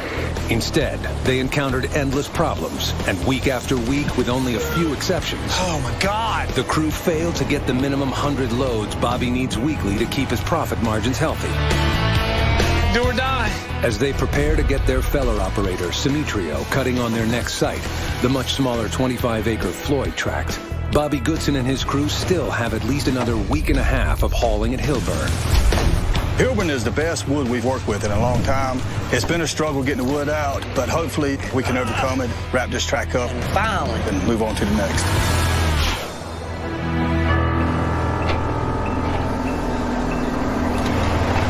Good morning. Hey. Getting it right? Yeah, stopping some leaks. Yeah, that's always a good thing. What's going on? Y'all getting ready to move Simitrio? Yeah, he said I think he wanted to move the dozer first. But first thing this morning, the mood is somber. Did you hear about Oscar's wife? Yeah, it sucks. I knew she'd been sick, but... Oscar, who has worked for the Goodsons since 1988, and who, at 70 years old, still works hard, driving and parking spot trailers for the truckers, lost his wife to cancer over the weekend. We're all getting some cash together. That'd probably help him out more than a bouquet of flowers, you know? Any loss hits Bobby and his crew especially hard, as they've worked together for more than a decade. Sorry to hear about your wife, man. When you find out when all the services are going to be, if you'll call me, I'll let everybody know, because we all want to go to it, okay? All right, buddy. Praying for you. Oscar's wife's been sick for a long time, and we all knew it was coming, but it's still hard. The funeral's going to be Thursday. Right. But, you know, I mean, he sounds pretty low, but that's expected. We're all at work, and we got a job to do, but really, he's in the back of everybody's mind. Our main man's gone this weekend. We all miss him bad. It's unfortunate to hear about Oscar's wife. I know she's battling cancer. It's something that hits real close to home. We just went through it with my mom. She's made it through it, but it's just, you really feel for him. Now, while Oscar plans for a funeral, everyone will have to step up and fill in for him while he's gone. Well, look, naturally, he's not going to be here probably for the week. So just take the auto car and check it over, and just be careful and try to spot those trailers and do what you can there. And when he gets back, we'll switch back. Oscar normally takes the green truck, called the auto car, and hauls extra loaded trailers from the deck to the road, so the truckers can more easily hook up to them and head out to the mills. And Doug's going to spot the trailers with the auto car, and just told him, to make sure that whenever he drops the trailers that it's on good, solid footing. The last thing we want is to set one down on soft ground and it roll over and twist the trailer. But I think Doug can handle it. He's pretty smart, so hopefully he can fill in while Oscar's gone.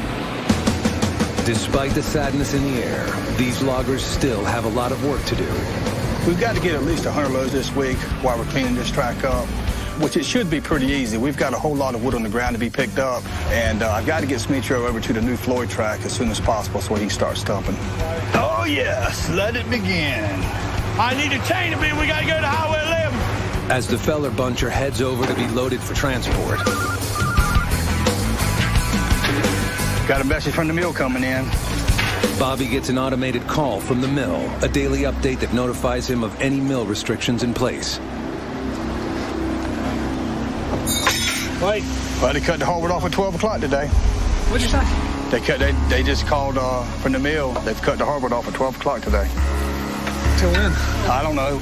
Due to a surplus of hardwood stacking up in their yards, the largest paper mill in the area is starting to limit how much pulpwood Bobby can haul. Well, I just found out that the mill's going to cut us off on hardwood pulpwood, and that's really going to mess us up. Hardwood pulpwood refers to smaller diameter hardwood trees that are used for paper products instead of lumber. It's also most of what's left here on the Hillburn tract, so a partial shutdown could be devastating. They may have to leave cut-up timber behind at a loss of thousands of dollars. I think about all the trucks coming from Plymouth down here, and we're right here behind the mill and can't haul wood. Unbelievable. The bad news hits the truckers especially hard, since they get paid by the load. Anyone know what's going on at the mill? Heard they were going to shut the hardwood pulpwood down. Oh, I thought that's all we got left out here, ain't it? There goes my week. There is one bright spot in their situation. The Floyd track that they're moving Smitrio to today is not filled with hardwood pulpwood. It's loaded with softer cypress wood, which is still in demand at the pulp mill. Cypress pulpwood is actually used for mulch. The stuff people put around their flower beds and stuff. It's a total separate product than the hardwood pulpwood. Right now, it's probably going to help us. Now it's important for Bobby to get the new Floyd tract up and running even more quickly. Revenue from that tract could offset any losses due to mill problems here at Hillburn. That'll take a lot of the pressure off of us, the pulpwood mill, especially when they got us on quota. Let's go it. Let's do it.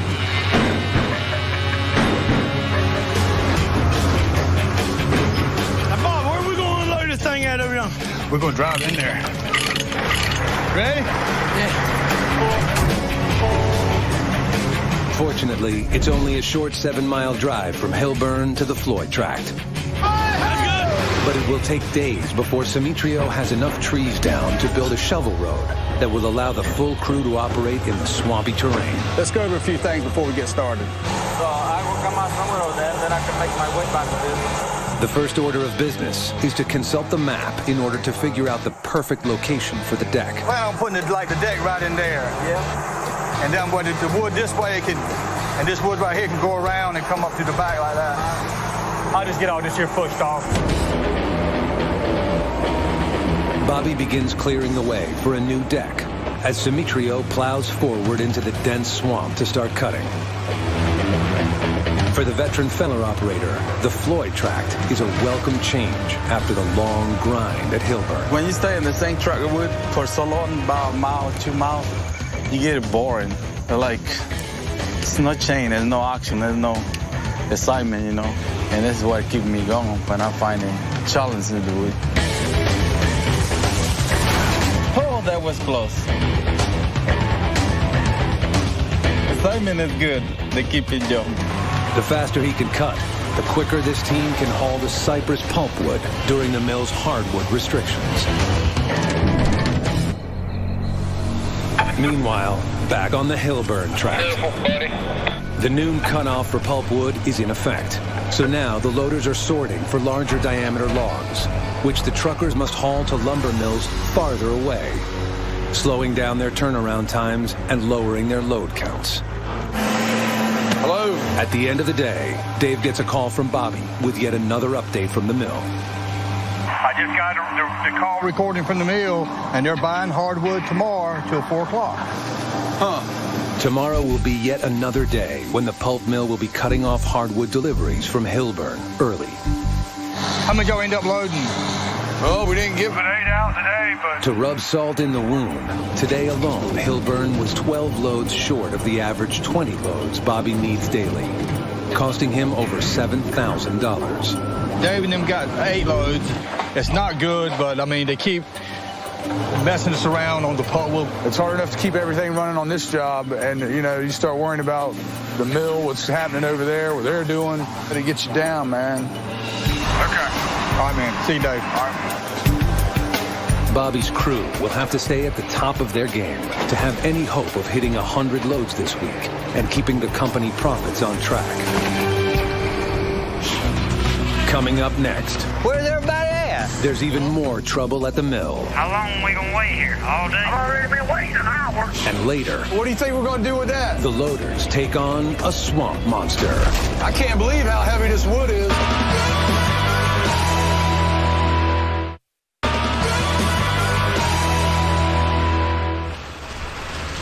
There's the crew van coming in. About time they got here. The loaders are already hard at work this morning, despite the fact that operators Dave and Jose are just arriving on the Hillburn deck. All right, Joey, let's get your truck out of here so I can get mine loaded. 10-4. After hearing that the pulp mill will cut off hardwood deliveries today after 4 p.m., Joy and Gary decided to conduct a preemptive strike, arriving early to load Joy's truck themselves in hopes of squeezing in an extra load today. I don't really get on the loader that much, but sometimes you have to. I can gain probably a load or two, maybe a week. Anything extra you can do in the woods is a benefit to you. Thanks for the help, Gary. The Hillburn tract is loaded with one type of timber the mill is overrun with, hardwood pulpwood. Truck coming out. So they'll have to push hard to get out as much of it as they can. Oscar, how you doing? I know it's a tough time. On his way to check on Simitrio at the Floyd tract, Bobby still has Oscar on his mind. You can hear the stress in his voice. Anytime that you live with somebody for many years and she has your children and then she's gone, I know he feels lost right now. Just trying to let him know that we all out here thinking about him and praying for him. So. Once at Floyd, Bobby gets down to business. With Simitrio making headway into the swamp, Bobby wants to start moving the softer cypress, which is unaffected by the mill quotas. All right, listen, tell Justin if we got a truck there, grab one or both those loaders and run them over here. The whole center of this place over here is slammed full of cypress pulpwood. If we ain't gonna haul no hardwood tomorrow, I know we can get loaded up pretty quick, and it'd be something fairly easy for those old loaders to handle. And there actually has been tracks that we've cut in the past that we actually had to quit cutting because there was so much cypress pulpwood that we couldn't find markets for it. But it seemed like it might be a blessing in disguise because we got a lot of different markets we could haul that to. Back at Hillburn. All right, Captain to the deck. Load me up, Dave. I'm back for more. The race is on for the truckers, who are trying to get out as many loads as they can before the 4 p.m. deadline. I'm leaving the deck. Doug is doing his best to help out by keeping spot trailers loaded and moving, but it's not turning out to be the easy job he was hoping for. I really don't know how Oscar does it for being as old as he is, because when you're bouncing in and out of that road and that auto car, jumping in and out, it's hell on your back, you know, and I wouldn't want to do it every day. But I will be doing it every day this week. Doug's got some big shoes to fill. He's doing a good job, but he still ain't no Oscar. Truckers need Oscar's replacement to keep up with them to ensure the spot trailers are ready. So Joy puts Doug to the test. What's up? Okay, you know who's trailers who's? No, but I got a list. To make sure he knows which truck number belongs to whom, a key element of the job. 7. 7's EJ. 2. That's Wayne. 1. Wayne. 1. Wayne, right? Yeah. 8. EJ. 8. That's 9, okay. It's Gary. No. Who's this one? Yeah, he is so lost. He is really lost. So 1 and 2 is Wayne's, 3 is Bo's, 4 is EJ, 10, 11 is Gary's, and 12 is mine. I got a list. But as Joy heads out, other truckers, already at the mill, are feeling the effects of the approaching cutoff. How long are we gonna wait here? All day? I've already been waiting an hour. The situation there is worsening because the cutoff time has been moved up an hour, causing long lines of trucks waiting to get their loads in under the wire. This line is ridiculous. The truckers only pull in $40 a load from this site. When things are going well, they average around 5 loads a day. A slowdown like this, on top of the mill quotas, means a slim paycheck this week. Where's everybody at? Well, either if they got pulpwood or caught up at the mill. They've been in that line. Man, it must be bad. Well, I just got a call from the pulpwood mill saying that after 3, they're not taking any, which it's 20 after now, and they're going to start taking it at 7 o'clock in the morning. Okay. As Bobby heads from the Floyd tract to check in on the Hilburn deck, the writing is on the wall for all to see. No trucks on deck, and loaded trailers lining the logging road with nowhere to go. When I came in, I seen all the trailers sitting out there loaded with pulpwood, and this nightmare come true. The mill's been backed up, and the guys couldn't get the trailers unloaded. The truckers only managed to get out 12 loads from Hilburn, leaving Bobby almost $4,000 short for the day. And with no market for the pulpwood, his crew continues to pull out of the shovel road here. Murphy's Law again, I guess. We're already going to have a short week because we're all going to Oscar's wife's funeral, and it could be a snafu tomorrow also. All we can hope for is they'll start unloading again at 7 in the morning, like they said they're going to, and maybe we can get some loads in there. Coming up next, the swamp loggers come together to support a friend. My heart goes out to him. And later, scary news puts Bobby in the hospital. My uncles and my dad, all of them has had open heart surgery before they were 50.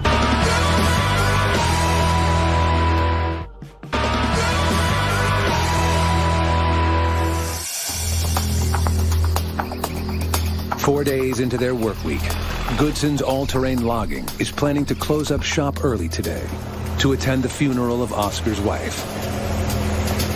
Already hurting from mill quotas, the truckers are anxious to squeeze in as many loads as they can today.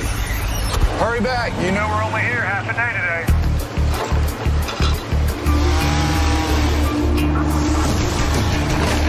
Over at the Floyd site, Simitrio continues to cut, while Justin and Doug set up the new deck. And whatever you can find, just pull it to me and I'll stack it up. We got a skidder and the old spare loader over here. The spare shovel's on the way. So hopefully me and Doug can start pulling the stack of wood over here while the rest of the crew, cleans up Hilburn.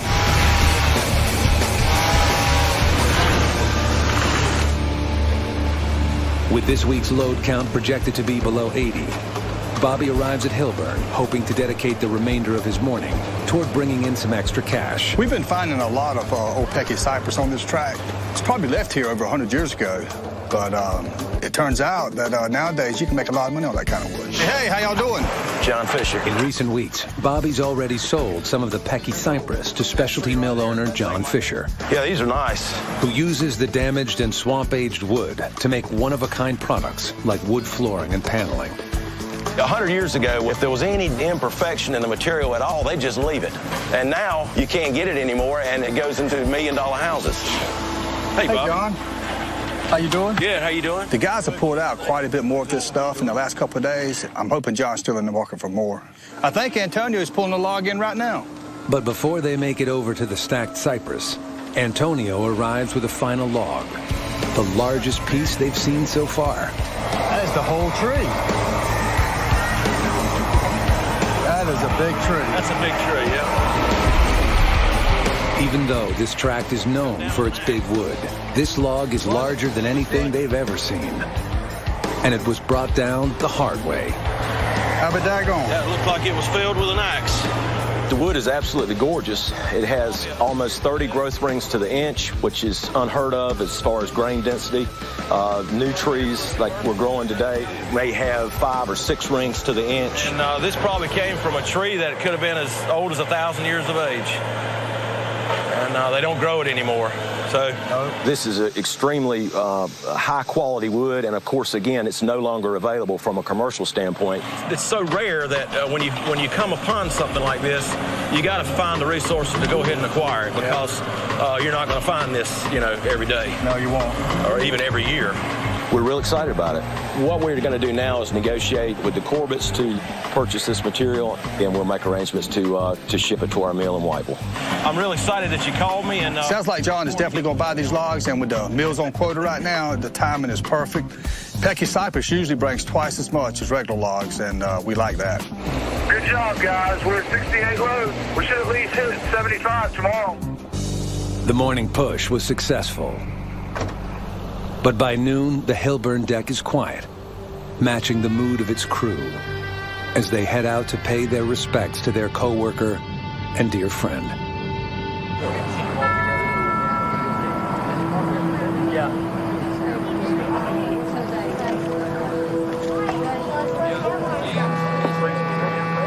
See Oscar?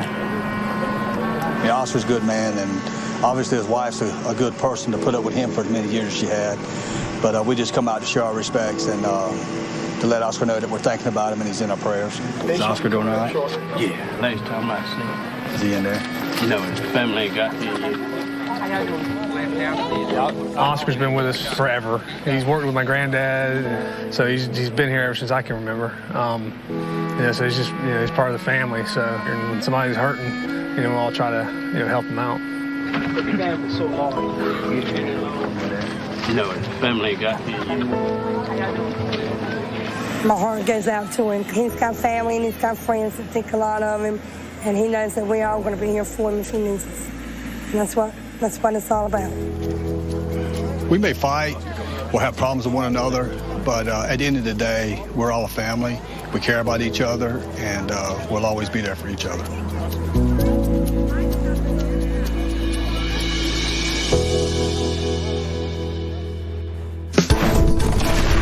Pecky cypress occurs when the Styrium fungus attacks a log, resulting in lens-shaped pockets throughout the wood. Once the fungus develops on a log, the process takes hundreds of years before the wood is considered pecky.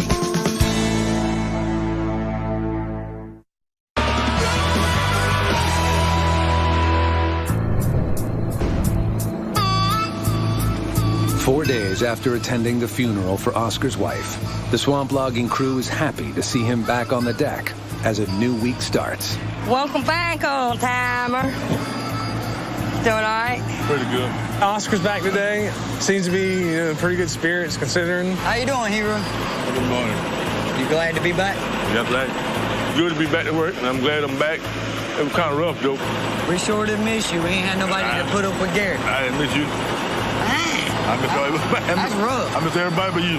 Glad to see the old fellow back in good spirits, cutting up, laughing, carrying on. I think that's going to do him more good than anything. With a dismal showing of only 75 loads last week, everybody's anxious to focus their attention back on the job. and bring the load count up to their goal of 100 by week's end. So far, the mills are cooperating. Everything's wide open except the pulp mill. I don't know what the quota is this week. They're not taking cut up, right? Not till 6. Okay. So we're just going to try to haul as much as we can in there before they cut us off. Yeah, that's the game plan so far. Where'd old man at? Hey, I had a doctor's appointment today. Dad's going to be out this morning. He's got to take care of some personal business. Get it with you. Yeah. Me and Doug, we're going to head back over to the other job where Smitro's at and just try to stack some wood up. Get wood ready to go if something happens at the mill and they don't buy, after 6 tonight, we'll have something stacked up for tomorrow. All right, come on, guys. Mill's wide open. Let's get this wood out. If we can't hit our 20, maybe a few more. Over 7 miles away at the Floyd tract, Simitrio heads out alone to resume cutting the site in preparation for the crew's arrival.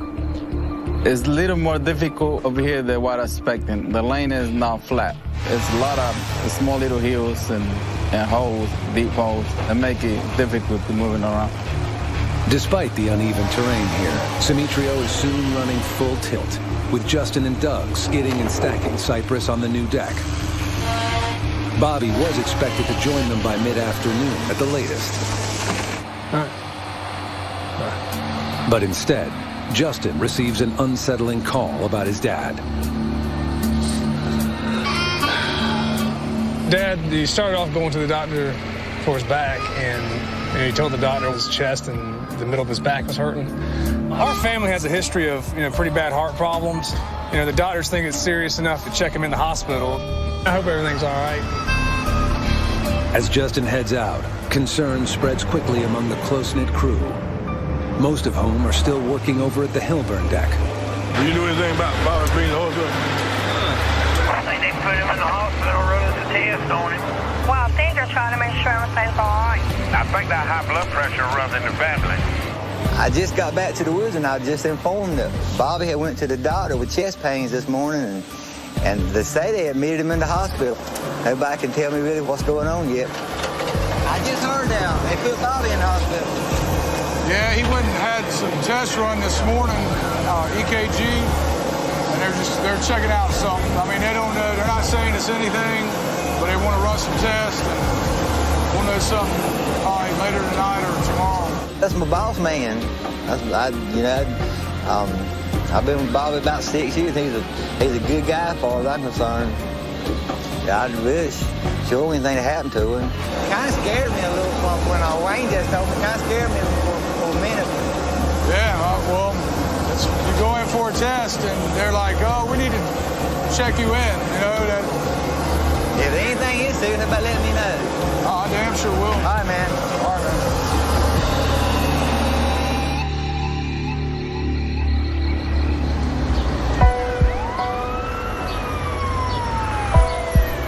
Come down to see my dad just to check on whatever, and wherever we go, it's always just a circus. We got kids and uncles and aunts, and it's always a big crowd, but he was glad to see everybody. We're gonna run downstairs and get a cheeseburger. I just ate. I'm good. What'd you eat? Chicken salad sandwich with loaded mayonnaise, extra large pieces of bread, and a frappuccino. And a large ice cream to go with that. Well, frappuccino is kind of like ice cream. In between the two. Yeah. Well, Norris was in here saying, you can't eat that. I said, I know you're going to change my diet. That's why I'm eating it. And they did, didn't they? Something didn't feel right, I felt like a pulled muscle or something, just pain in my heart area. He said it's probably a pulled muscle, but there was something that was irregular or something didn't look just right on the EKG, and he wanted me to observe me for 24 hours. You mean to keep this one? Mm-hmm. They hadn't found anything. All the tests they've done so far has come back, good. But my uncles and my dad, all of them has had open heart surgery before they were 50, because I do have a family history and got a high-stress job, and I'm overweight and really hadn't taken care of myself, so he just wants to make sure. I don't think this is anything but a pulled muscle, but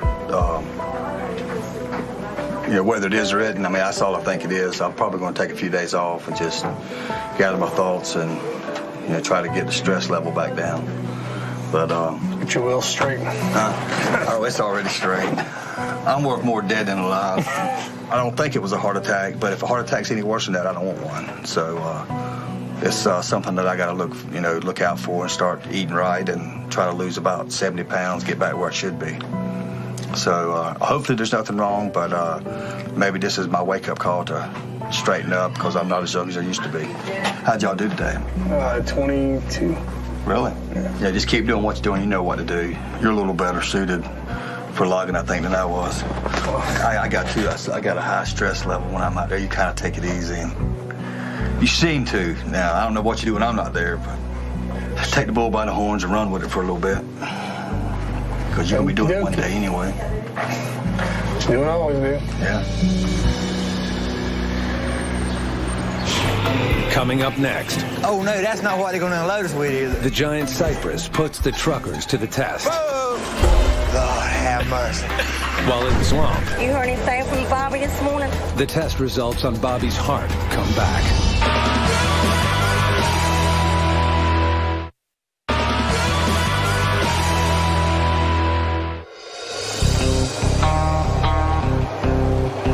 He is, really? You're on your way home. Well, cool. I guess everything's all right. After the sudden hospitalization of his boss and brother-in-law, Bobby Goodson, yesterday. Midway through this day, Dave and the crew finally get the news they've been waiting for. The diagnosis is in. Bobby did not have a heart attack. We just got a call from my sister. Bobby is out of the hospital. All his blood work, EKG, all that came up good. You heard anything from Bobby? Yeah, he's going home, so I guess everything's clear. They let him out with a good bill of health. Well, good deal. Glad nothing bad is going on with him. 10-4. 7 miles away, over at the Floyd tract, Justin has come back to the swamp, ready to work. You know, all the tests have come back negative, so, you know, the whole family's kind of relaxing a little bit more. Right now, I'm just trying to stay focused on getting as much wood to the mill as I can. You know, they're wide open right now, but you never know how long that's going to last. Over at Hillburn, truckers that suffered from the quotas last week are hungry for loads. Coming out. This is my third load today. Coming back on my fourth. All the time things started picking up. Their momentum slows, however. All right, guys, let's get this cypress loaded. When Dave and Jose need to stop and load 2 spot trailers with the Pecky cypress, due to be hauled away the next day. Bobby's getting $1,200 a load for this cypress, twice the $600 he normally gets, which will give the company a boost after last week's dismal showing. But after hundreds of years in the swamp, this waterlogged cypress is actually denser than the typical hardwood the swamp loggers harvest. Those logs can weigh in at up to 2,000 pounds. The Pecky cypress, however, can easily double and even triple that weight. Antonio, what do you think we're going to do with that? And that's with an average log. When Antonio pushed up that gigantic log, I tried to get my grapple around it. Jose swung around to help me with his. That thing just wouldn't budge. I can't believe how heavy this wood is. Even if we did get it up, there's no way we were going to lift it high enough to get it over to standards. Hey, Oscar, Pull forward a little bit, and we're going to lift it and get you back under. He's on back, Oscar. Once the log is halfway on board, another push from Antonio in the skidder helps seal the deal, and Dave can finally tell how much this mammoth weighs. Good God, that tree weighs 28,000 pounds. To drive the roads legally, a logging truck can weigh no more than 84,000 pounds, so this one log equals almost a quarter of the allowable load. It's got enough on it. All right, Oscar. It weighs too damn much to throw another piece on there. we call hell putting it on the truck. I don't know how the guy's going to get it off, but he said he wanted it. He doesn't have half the equipment that we have to deal with it, but that's his problem now, not mine.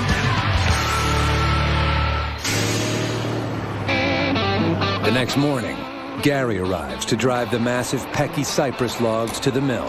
That's a big tree right there. That's as big a one as I've seen on the trailer in a long time. I think this load is what Justin's been calling the wormwood. I've been dodging it so far, but I finally got the carry load this morning. Coming out. Gary joins up with Bo, who's waiting up the road. And together, they make the hour-long drive to the small mill that specializes in these prized virgin logs. Oh, no, that's not what they're going to unload us with, is it? Lord have mercy. When I got here and saw that forklift, First thing I thought, there goes my morning. I'm gonna be sitting here all day if they're gonna use that little forklift to get those crazy logs off my trailer. You'll be probably eating lunch in Whiteville today, kid. He got one of them. I'm gonna fit it over there. I don't need no sticks. Lord have mercy. Gotta go through this every time. Every time, man. Last week, when the mills were on quota, Gary and the other truckers took a hit in the wallet. So any delay this week, when the mills are wide open, only rubs salt in the wound. How'd I get into this? I don't know who I pissed off to get this detail, but I ain't gonna piss them off no more. However, waiting for Bo's truck to be unloaded is just the beginning of Gary's troubles. Oh, God. Yeah, that's a nice one. You know, He's got a bigger problem on the back of his truck, and the truckers will have to improvise if they want to get it off in one piece.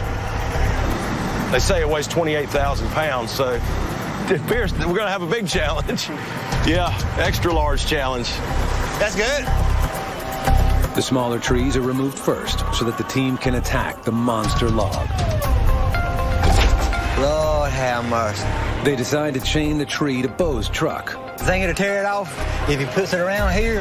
And use the semi's engine power to ease the massive log off of Gary's trailer. Gary, you got your airbags off? Yeah. The truckers hope that the two forklifts, already struggling with the smaller logs, can still contribute to the effort. If it slide that far, I might be able to pick the end up. I don't think we're going to be able to pull it off. We're going to try to use the forklift and maybe try to take some weight off of it. This is the first for me.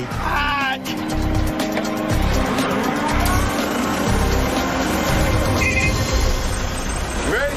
Yeah.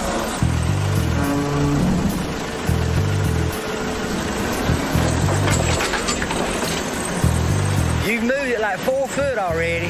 With each move of the massive cypress, the forklifts must reposition to avoid hitting the trailer rails. I think they're ready for you to pull again.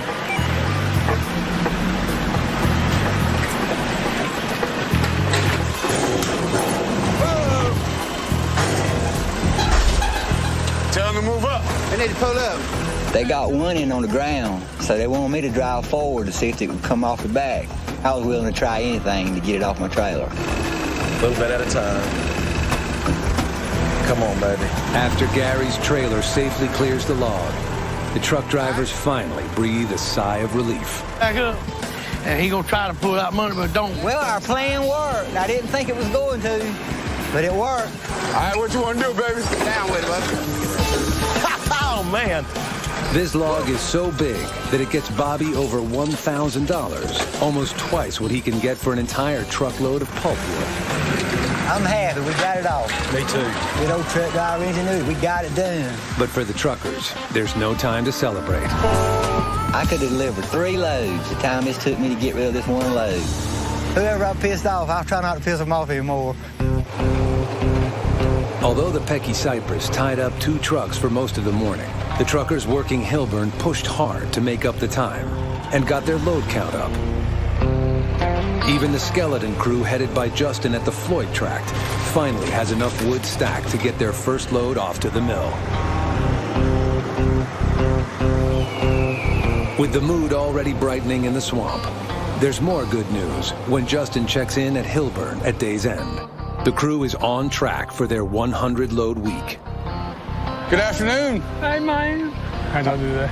21. Oh, yeah? Did you count both of us? I did not. 22. It's nice. I'm good. Let's do it tomorrow. So we get 23 tomorrow. Coming up next. Seems like the Hilburn course is working on us again. After a tough week. Good morning, guys. They let me loose. Swamp loggers have fun with some serious business. Go ahead and give it a good smack on the lips, CJ. I hope I don't have to do this on you one day, Bobby. You and me both.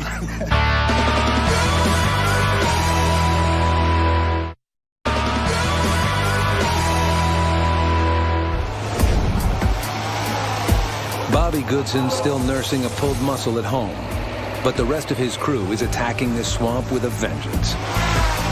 Justin and Doug are backing up Simitrio at the Floyd deck. And over at Hilburn, the rest of the crew is on track to meet their week's goal of delivering 100 loads to the mill. Jose, you got a copy? Right there. Hey, what's our load count now? We should be getting pretty damn close. Yeah, after Wheeler and Monkey and Joy, we're going to need 3 loads. Not too bad. Ain't even 2 o'clock yet. I think we got plenty of time to do it. Bobby's going to be happy as hell.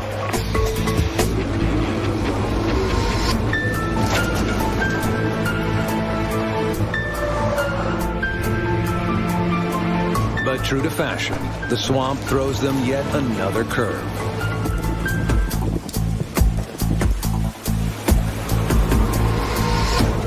Any afternoon storm that drops too much water too fast can shut down the roads leading in and out of the deck. Well, it got to raining so bad, but we just kept right on working in it. It's been a rough couple of weeks. We had a funeral to go to, and my boss man Bobby got sick. We need our 100 loads this week. We need a little shot in the arm to get everything going. Okay, EJ, you're number 99. Get out of here. Gary, come on back, buddy. I was kind of holding my breath, hoping that the rain would ease up. Gary was going to be the 100th one. Right when he backs on the deck, the bottom falls out of it. Hey, let's put these booms down, let this lightning pass. Popping just a little too much. Ain't worth our life. Over at the Floyd deck, Justin, Doug, and Simitrio must wait out the rain as well. We got hit pretty bad at both decks. Anything swinging in the middle of an open area attracts lightnings, a giant lightning rod. So that's why you can just go ahead and put the boom down, just wait for it to die down. It's frustrating because, despite all our hard work, this could stop us from getting our goal this week. I don't know if Bobby's ready can stand it or much more of this. Hope this stops soon.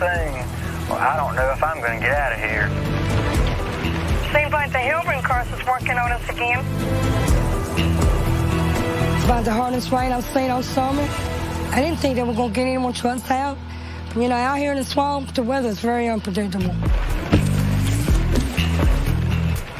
But finally, 20 minutes later, the skies give them a break.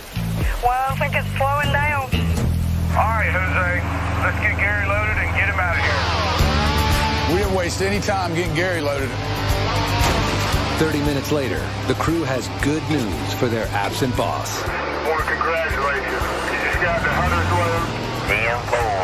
I guess that'll make him happy with him. The little deal he had this week, everything's still going on. That'll make his stress test a little less stressful. Damn cool. 100 loads usually means a gourmet meal for the crew, cooked by Chef Dave. But this week, the loader man isn't pulling grill duty. I'm not going to cook this week. We actually have our annual company first aid and CPR class tomorrow. Bobby's planning to be there.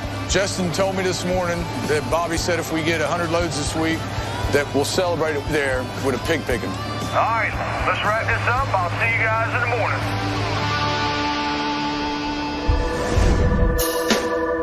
They let Bobby out of the hospital. Yeah. Good morning, guys. They let me loose.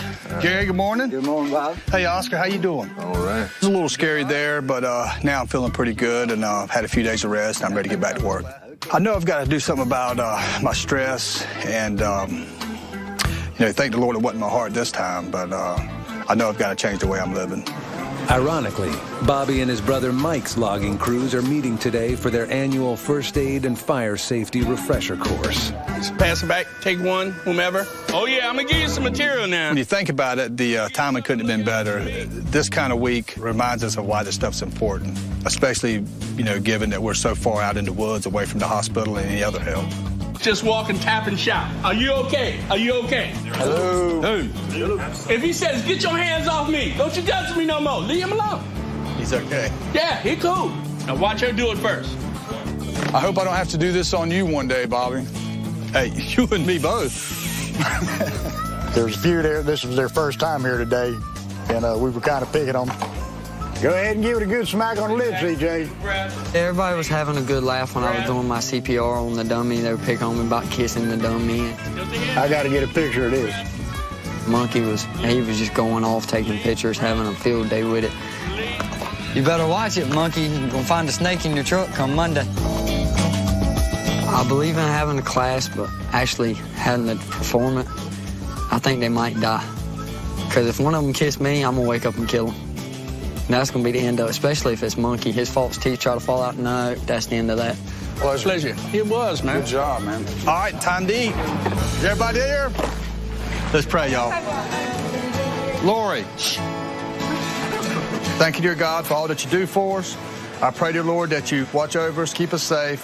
It's been a crazy couple of weeks. Y'all saved me a little bit. And I'm grateful that I'm okay, and I'm glad Oscar's back to work. We ease on that pig, Oscar. We're going to keep an eye on them because we're all family out here. Despite all the distractions, we got our 100 loads. I'm really proud of the crew. You know, when you go through what we've gone through, it makes you appreciate the people that you work with every day that much more. All I can say is I'm a blessed man. It's about the best I'll eat all week. If you want to see what you're missing out here in the swamp, go to discovery.com/swamp blogger.